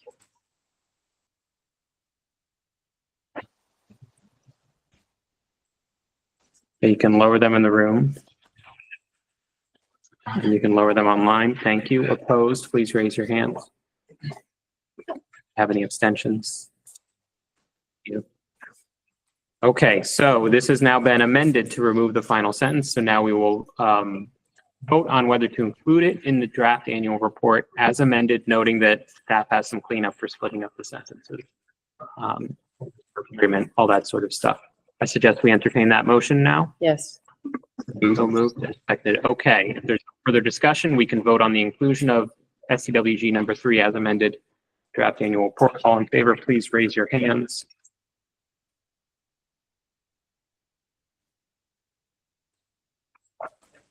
Thank you. You can lower them. Opposed, please raise your hands. Abstentions. Okay, so that concludes SCWG, assuming that we have to resolve number 4. Is that withdrawn?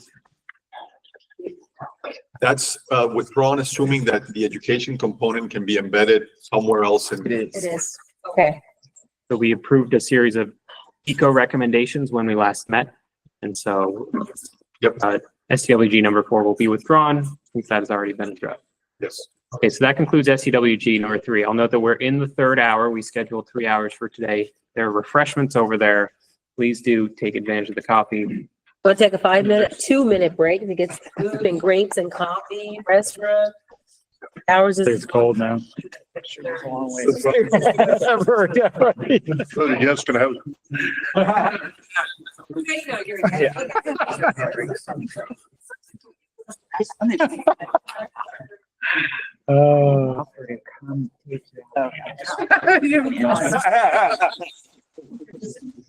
Fools. Yeah. I'm hoping for good ideas. I've been trying, I mean. How you doing, Mark? Well, I should probably take advantage of stuff. So the table for which? Yeah. Chris, when? Chris, we're doing it. Good. That's a good feeling. That memo that you.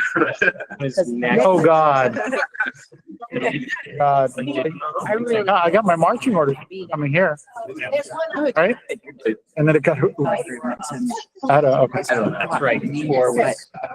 Here's one of my recommendations. Anyway. Thank you. Very difficult time. Almost. Yeah. Work group. You read it. Needs to be connected. We'll do this later. Let's do it later. I'm done.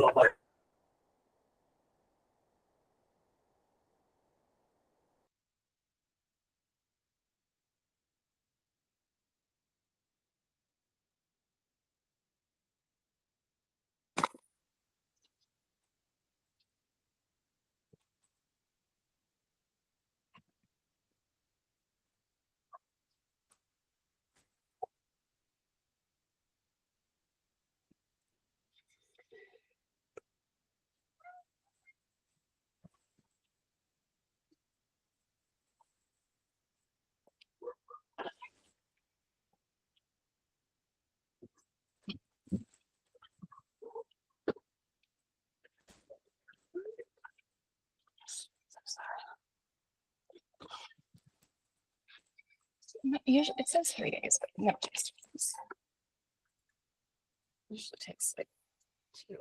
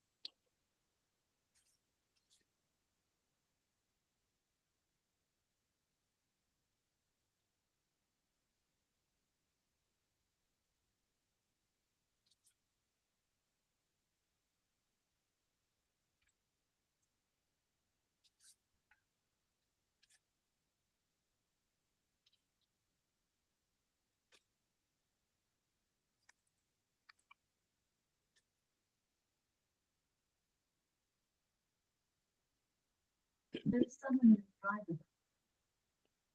Someone is detected if they're driving.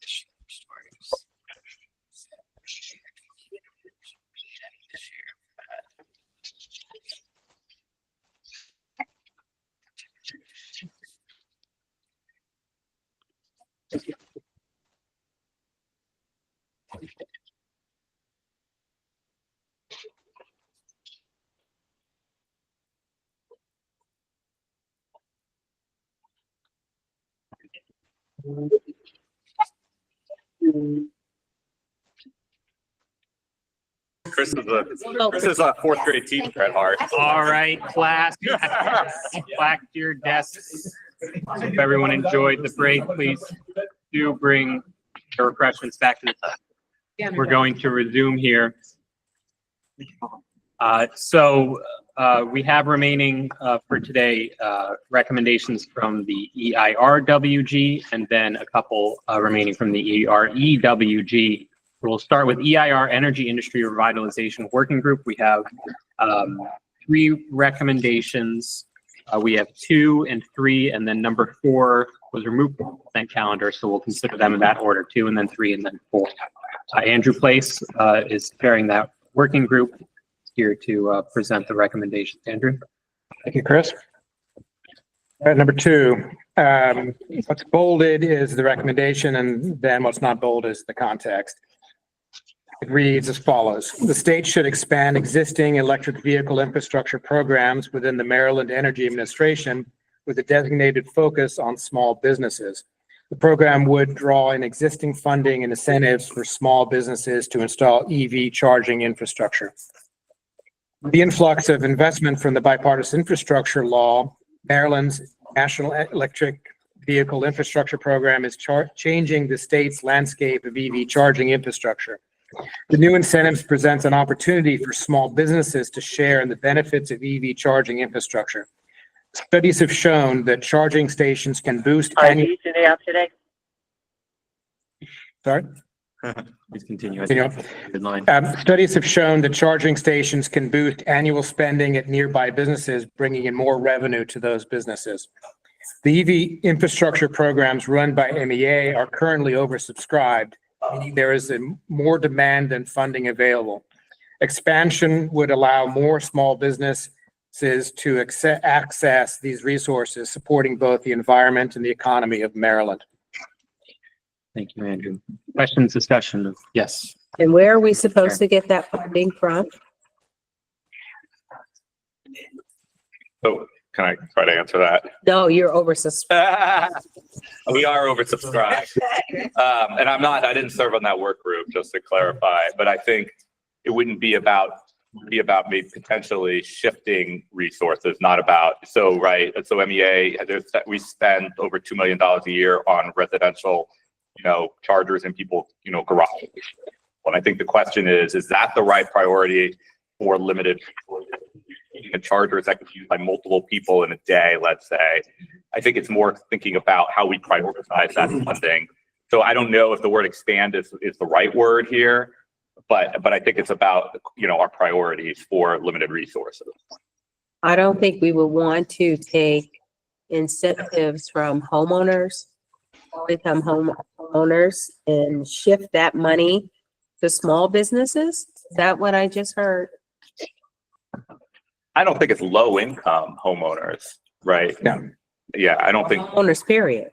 The ones who are buying, That's the question, but those chargers that are in people's homes get used at most once a day. And chargers that are in places that are more publicly available can get used multiple times, potentially in a day. And so I think that if we're thinking about how can we, address range anxiety and a lot of the issues that people raise about EV adoption, getting more chargers in places where multiple people can use it in a day, I think is something that we've been thinking about as a priority. And now I don't know what's going to happen with the federal incentives on these chargers, right? There's big tax rebates now. We don't know what's going to happen in the future. But as compared to the cost of an EV, the chargers are quite a bit less. And so, I think that's sort of what we're thinking about.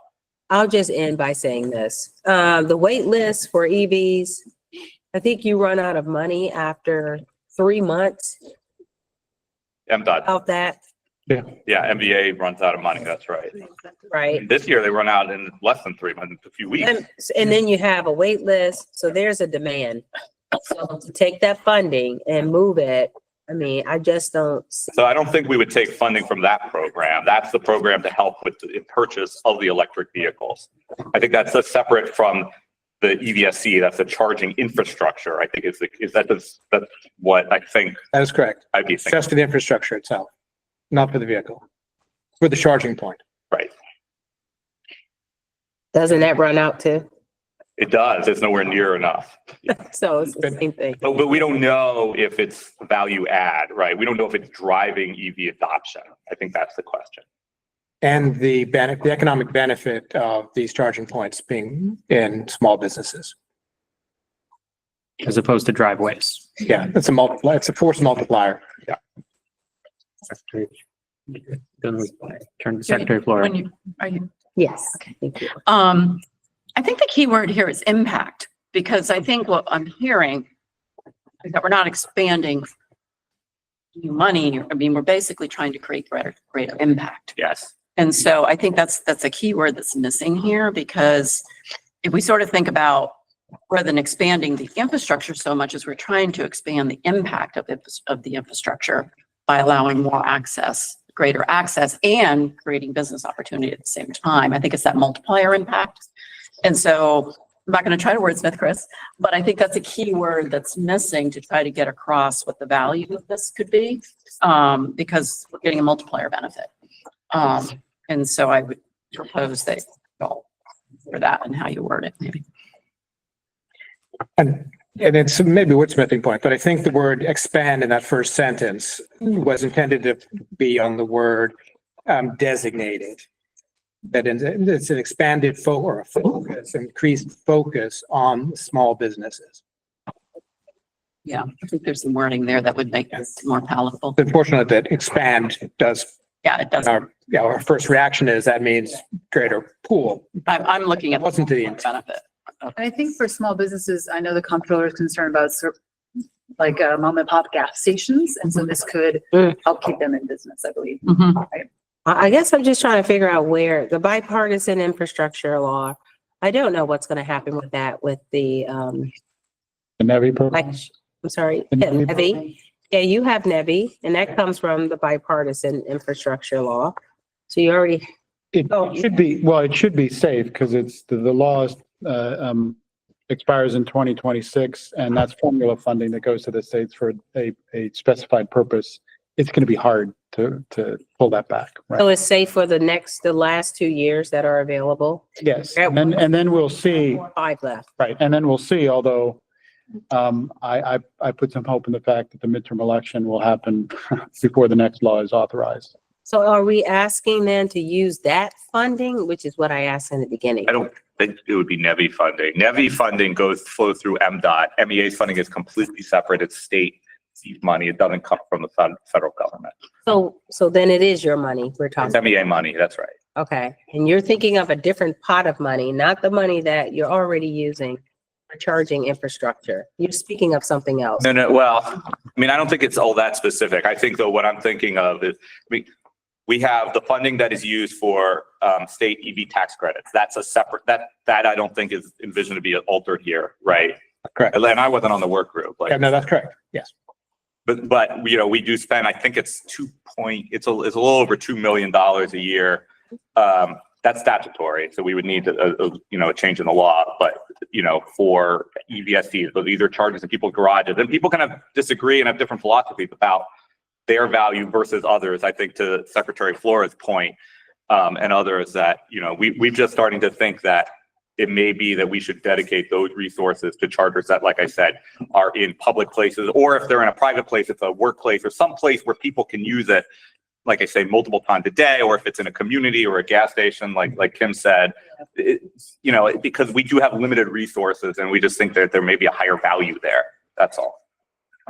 And in the discussion in the working group, to give context, this is also about bringing economic development into underserved communities. Convenience stores or local businesses that are in these communities that are not seeing the infrastructure coming into those communities, that this could be a driver of that as well. You have a hand up from David Lapp online. Yeah, just real quick, and this is somewhat anecdotal, but I think most of the incentives that go to, residential EV charging are probably for, wealthier households. And the other thing, I mean, we have an EV and we do not have, any special charger. We use an L1 charger and have for a couple of years and do just fine with that. Which is something I think we all need to talk about a little bit more because, just using a regular 3-prong charger probably works for most people and doesn't have impacts on the electric distribution system. And doesn't require upgrades to your panel or anything like that. So we think that should be an option that we should be educating folks about as well. Thanks. Okay, so I guess if there's no more discussion, we could move to approve this one. Maybe it's dangerous. I did brainstorm some on the screen to address the expand question. The change to the state should prioritize existing infrastructure programs within MEA to focus on small businesses. If that helps, if it's not necessary, we can forget it and move on. I think that makes it worse. All right. Because we don't want to do this. I mean, I see that second. Just include instead of prioritize. Yeah. The second sentence, the program would draw in existing funding and incentives for small businesses. So it doesn't seem like it's any either or. It's you're helping that community as well as the. Yeah, I mean, we're doing both right now. Okay. Yeah, the governor announced the 90 million last year. There was a part there for these kind of EV chargers. So I think it is possible to do both. Yeah. Okay. Is there further discussion of this? Then I suggest the commission entertain a motion to vote on this one. I'll move that. Second. And we have a second. Okay. There's no further discussion of the motion, then we are prepared to vote. So we are voting on EIRWG number 2, as shown here on the screen, for inclusion in the draft annual report. All in favor, please raise your hands.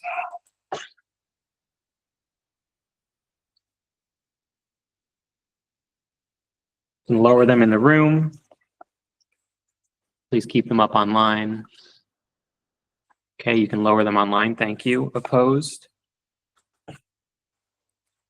We have any abstentions?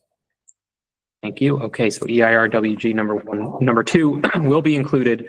So it was 18 in favor with 1 abstention. Moving on to EIRWG number 3. All right. It is long. I will read it in its entirety. I used to say that on the bench when I was a commissioner and say I will not read this in entirety, but for the record, I will read it in its entirety. So put the seatbelts on. Identify permanent dedicated funding to the Maryland Clean Energy Center, Maryland Energy Innovation Accelerator Program to enable increased growth of small businesses, bringing advanced energy, climate mitigation, and adaptation solutions for market adoption more expeditiously. The Climate Pollution Reduction Plan calls for expansion of clean energy infrastructure to support Maryland residents, small businesses, and large commercial businesses. This transition will help the state in achieving its ambitious emission reduction goals as set forth in the Climate Solutions Now Act of 2022. Yes? It's painful. You know. All right. You want me to just cut to the chase? All right. It's in bold. You all have it in front of you. Thank you, Secretary. God, I was going to have to take a break and have a drink in the middle. All right, so the bolded is the recommendation. Identify permanent dedicated funding for the Maryland Clean Energy Center, Maryland Energy Innovation Accelerator Program to enable increased growth of small businesses bringing advanced energy, climate mitigation, adaptation solutions for market adoption more expeditiously, period. Okay. All right. Discussion, EIRWG number 3. Secretary Flora. Was there discussion or intent as to where that dedicated funding would come from? I'm glad to see that it's not specified, but is there an assumption? It says identify, so find Yeah. it. I think the point of the working group was to bring attention to this need. Okay, so, but with agnostic of the variety of sources it could come from. Just wanted to be clear about that. Okay. Yeah. But this was a call, this was a scream in the wild saying, this is a real need. There's a real need out here. We'll just use the state surplus. State surplus, right? Use the word state in there. I couldn't resist. Okay. Other questions or discussion? I'll just say it is very much undercapitalized. We have a state green bank. It doesn't have a permanent funding source. The Montgomery County Green Bank does, as an example, has a much bigger budget. It does need to be addressed. I'm not going to propose a funding source. Smart vote. Thank you.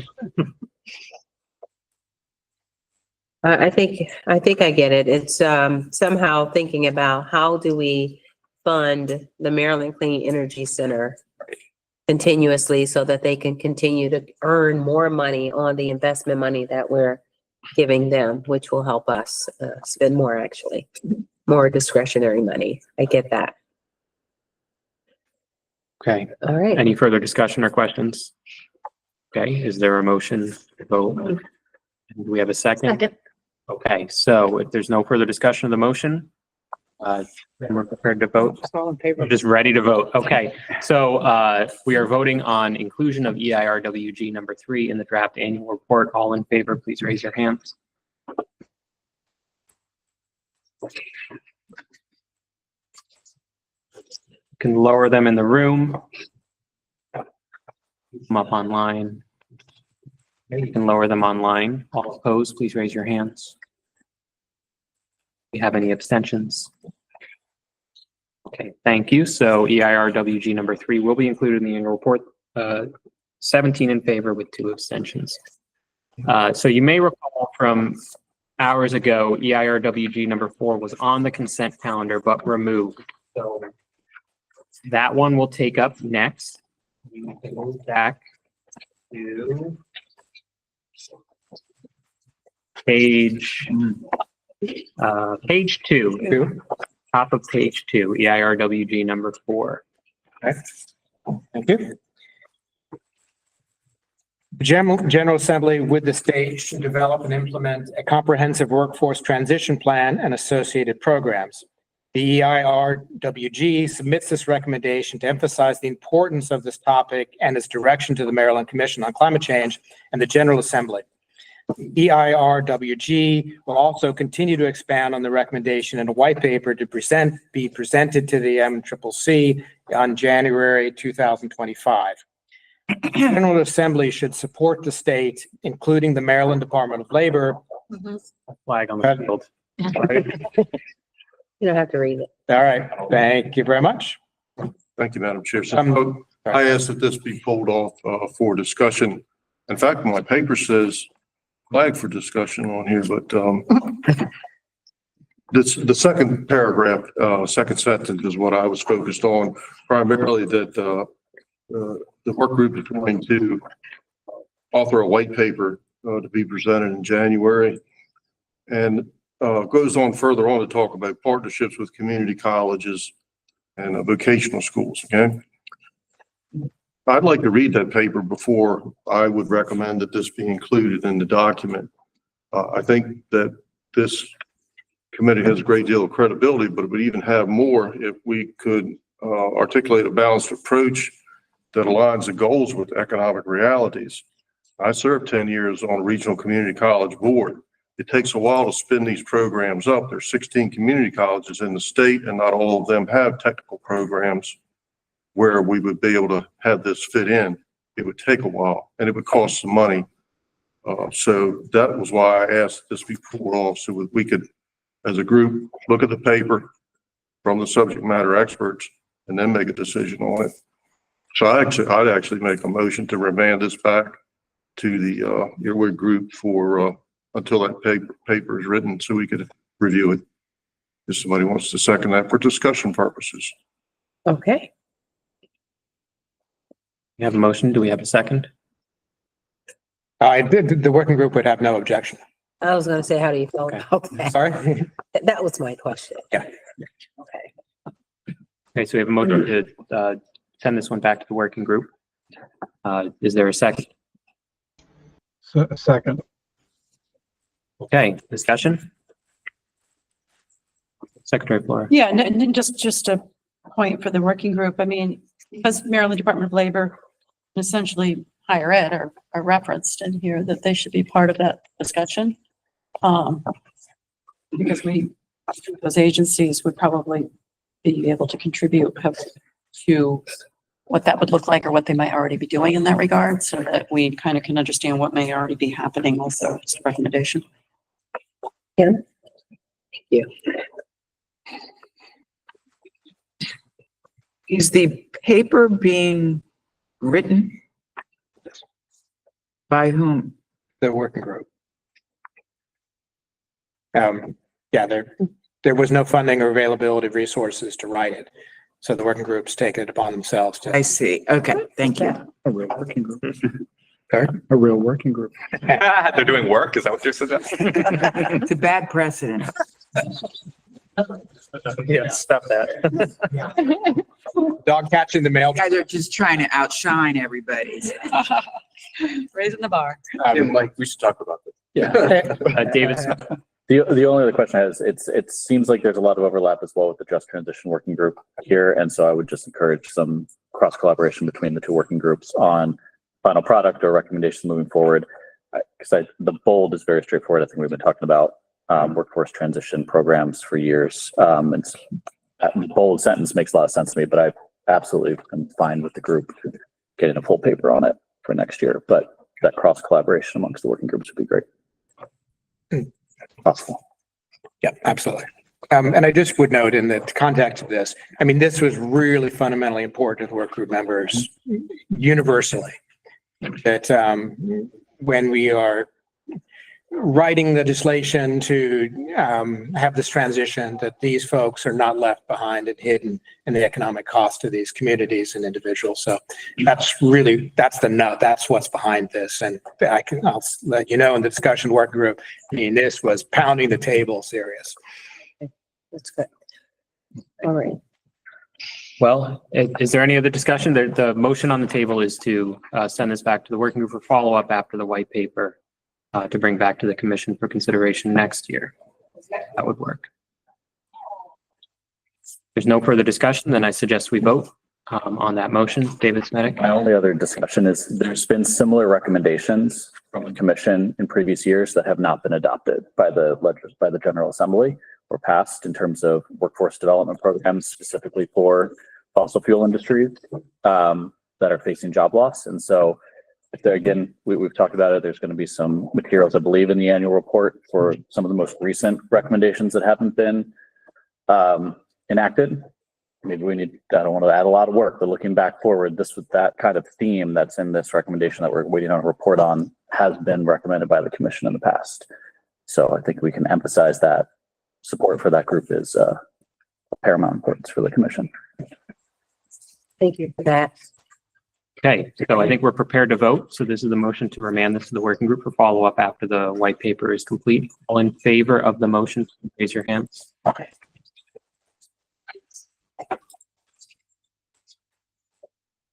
Lower them in the room. Please keep them up online. Okay, you can lower them online. Opposed? And abstentions? Thank you. Okay, so this one will be sent back to the working group. The vote was 16 in favor, no opposed with 1 abstention. So that concludes the EIRWG quick time check. We have 12 minutes left. We have several from the Energy Resilience and Efficiency Working Group, ones that had been discussed prior sent to today. So I think we could get through 1 or 2, potentially more. How many are left? Before adjourning. How many, what's the total number? There are 3. And the 3. There's like some. And then, yeah, and then there are the 3 mitigation working group ones that we already decided to take up next week. It's a thing, we ran out of time. Yeah, we wouldn't have gone there. I'd say that maybe why don't we just try one more? And since we have another meeting already set up. So A was addressed, Oh. B was. Yeah, you know, you're right. So we actually only have 2, REWG. Thank you, Jared. We're still gonna just try for 1. All right. Okay, if I may, the acceptance of the group and the chair. 1A has been already voted on, preliminary out.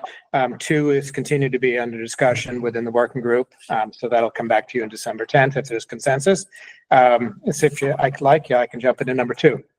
Okay. All right, cut to the chase. In the longer term, the state needs an ongoing regular process for more holistic energy system assessments. This could be something akin to an integrated resource plan that would provide some direction on achieving clean, affordable, and reliable energy in the future. The plan must include reasonable projections for energy demand and strategies for meeting those demands in a regional context with associated impacts on greenhouse gas emissions, ratepayer impacts and affordability, equity considerations, and reliability and resiliency. Structure must ensure actionable outcomes and include an annual or biannual updating of solution sets. The Energy Resilience and Efficiency Working Group shall propose a framework for such a planning mechanism by January 2025. Have an out if you want it. Got away with it this time. It was a close run thing. You had to read fast. That's why I went fast. Every time I was about to, I'm like, well, he's almost at the end now. And I didn't take a breath. All right, any discussion on this one? Mike Powell. Mike, okay. Yeah, I have a problem with the last sentence because if I'm going to vote for something where the framework is going to be proposed between now and the General Assembly and I haven't seen it, I can't support something that basically supports a framework I haven't seen yet. So I would propose to take out the last sentence. Can I just ask, is the recommendation the bold part or is it also the paragraph underneath it? It is, no, both together. Both. You will include the entirety that gets voted upon in the annual report. Okay, there is substance in that. Yeah. Non-bolded part.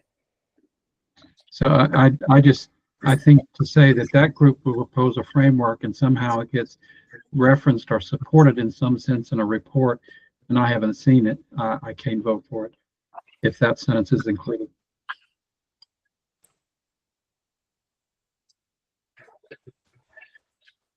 Secretary Flora. It's kind of in how it's worded. I mean, it's a recommendation. It seems like it should say the state should develop an ongoing regular process for more holistic energy system assessments. We talked about this last time and I see the word integrated is in there.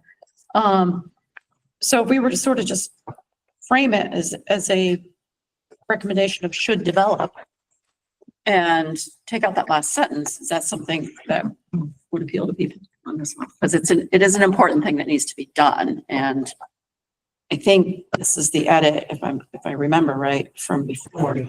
I could support that with that slight rewording about the should develop, and then I'm happy to take out that last sentence. Well, another question that we've had too consistently is who is the state? Yeah, well, there is that big question, right? Maybe. Less small. Well, we agreed to be specific on who. I think it's gotta be the PSC. Yeah, Let David answer that and then I'll, yeah. Okay. David Lab? Yeah, there's that question. I think, it should probably be the Public Service Commission. I mean, that's the way to ensure, greater transparency. I'm also, I'm trying to understand, there's a lot here and it sort of moves around between, a process, a plan, and a structure. And, the structure must ensure actionable outcomes. That's very, there's so many uncertainties with, demand forecasts. This is something we're, arguing with on a daily basis with PJM and, trying to get more insights into, and, it's not clear how far this goes out into the future. We're generally supportive of this idea, but there's the language is not very clear, I guess is my concern. What is the structure must ensure actionable outcomes? What's the structure and outcomes that, can you provide an example or anything of what that is? Yeah, and we were trying really hard not to salt the mine. And it's going to be a call by the legislature. And what the intent of the working group was to signal that there needs to be statute on this. There needs to be work on this, that it's clearly missing and that reliability is not ensured if planning is not instituted in this state. So that was really what we were trying to get. The working group is trying to get across a signal through this annual report. Hey, there's the Commission on Climate Change thinks this is really a critical need. But without saying what that looks like, because that's the purview of the legislature or the governor. And to add to the point, yes, very much, you can see this would be housed in the PSC.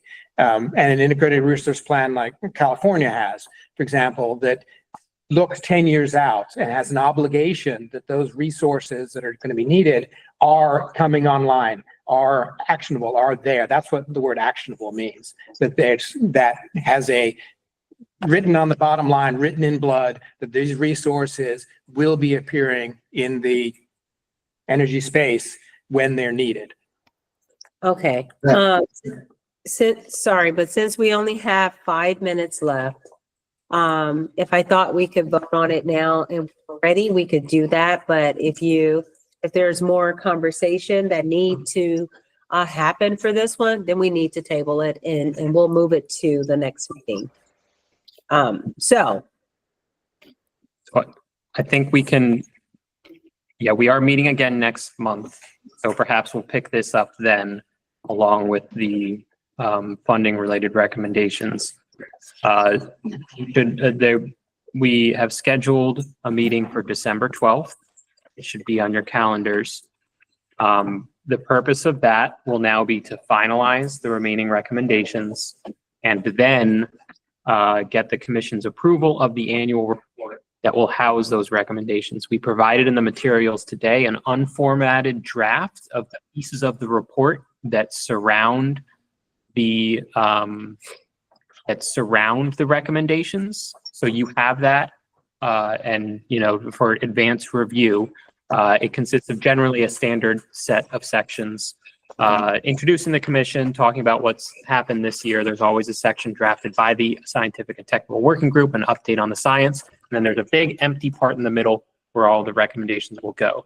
So that the next meeting will be simultaneously finalizing the recommendations and approving the annual report, understanding that MDE will have some cleanup to do after that meeting to finalize everything.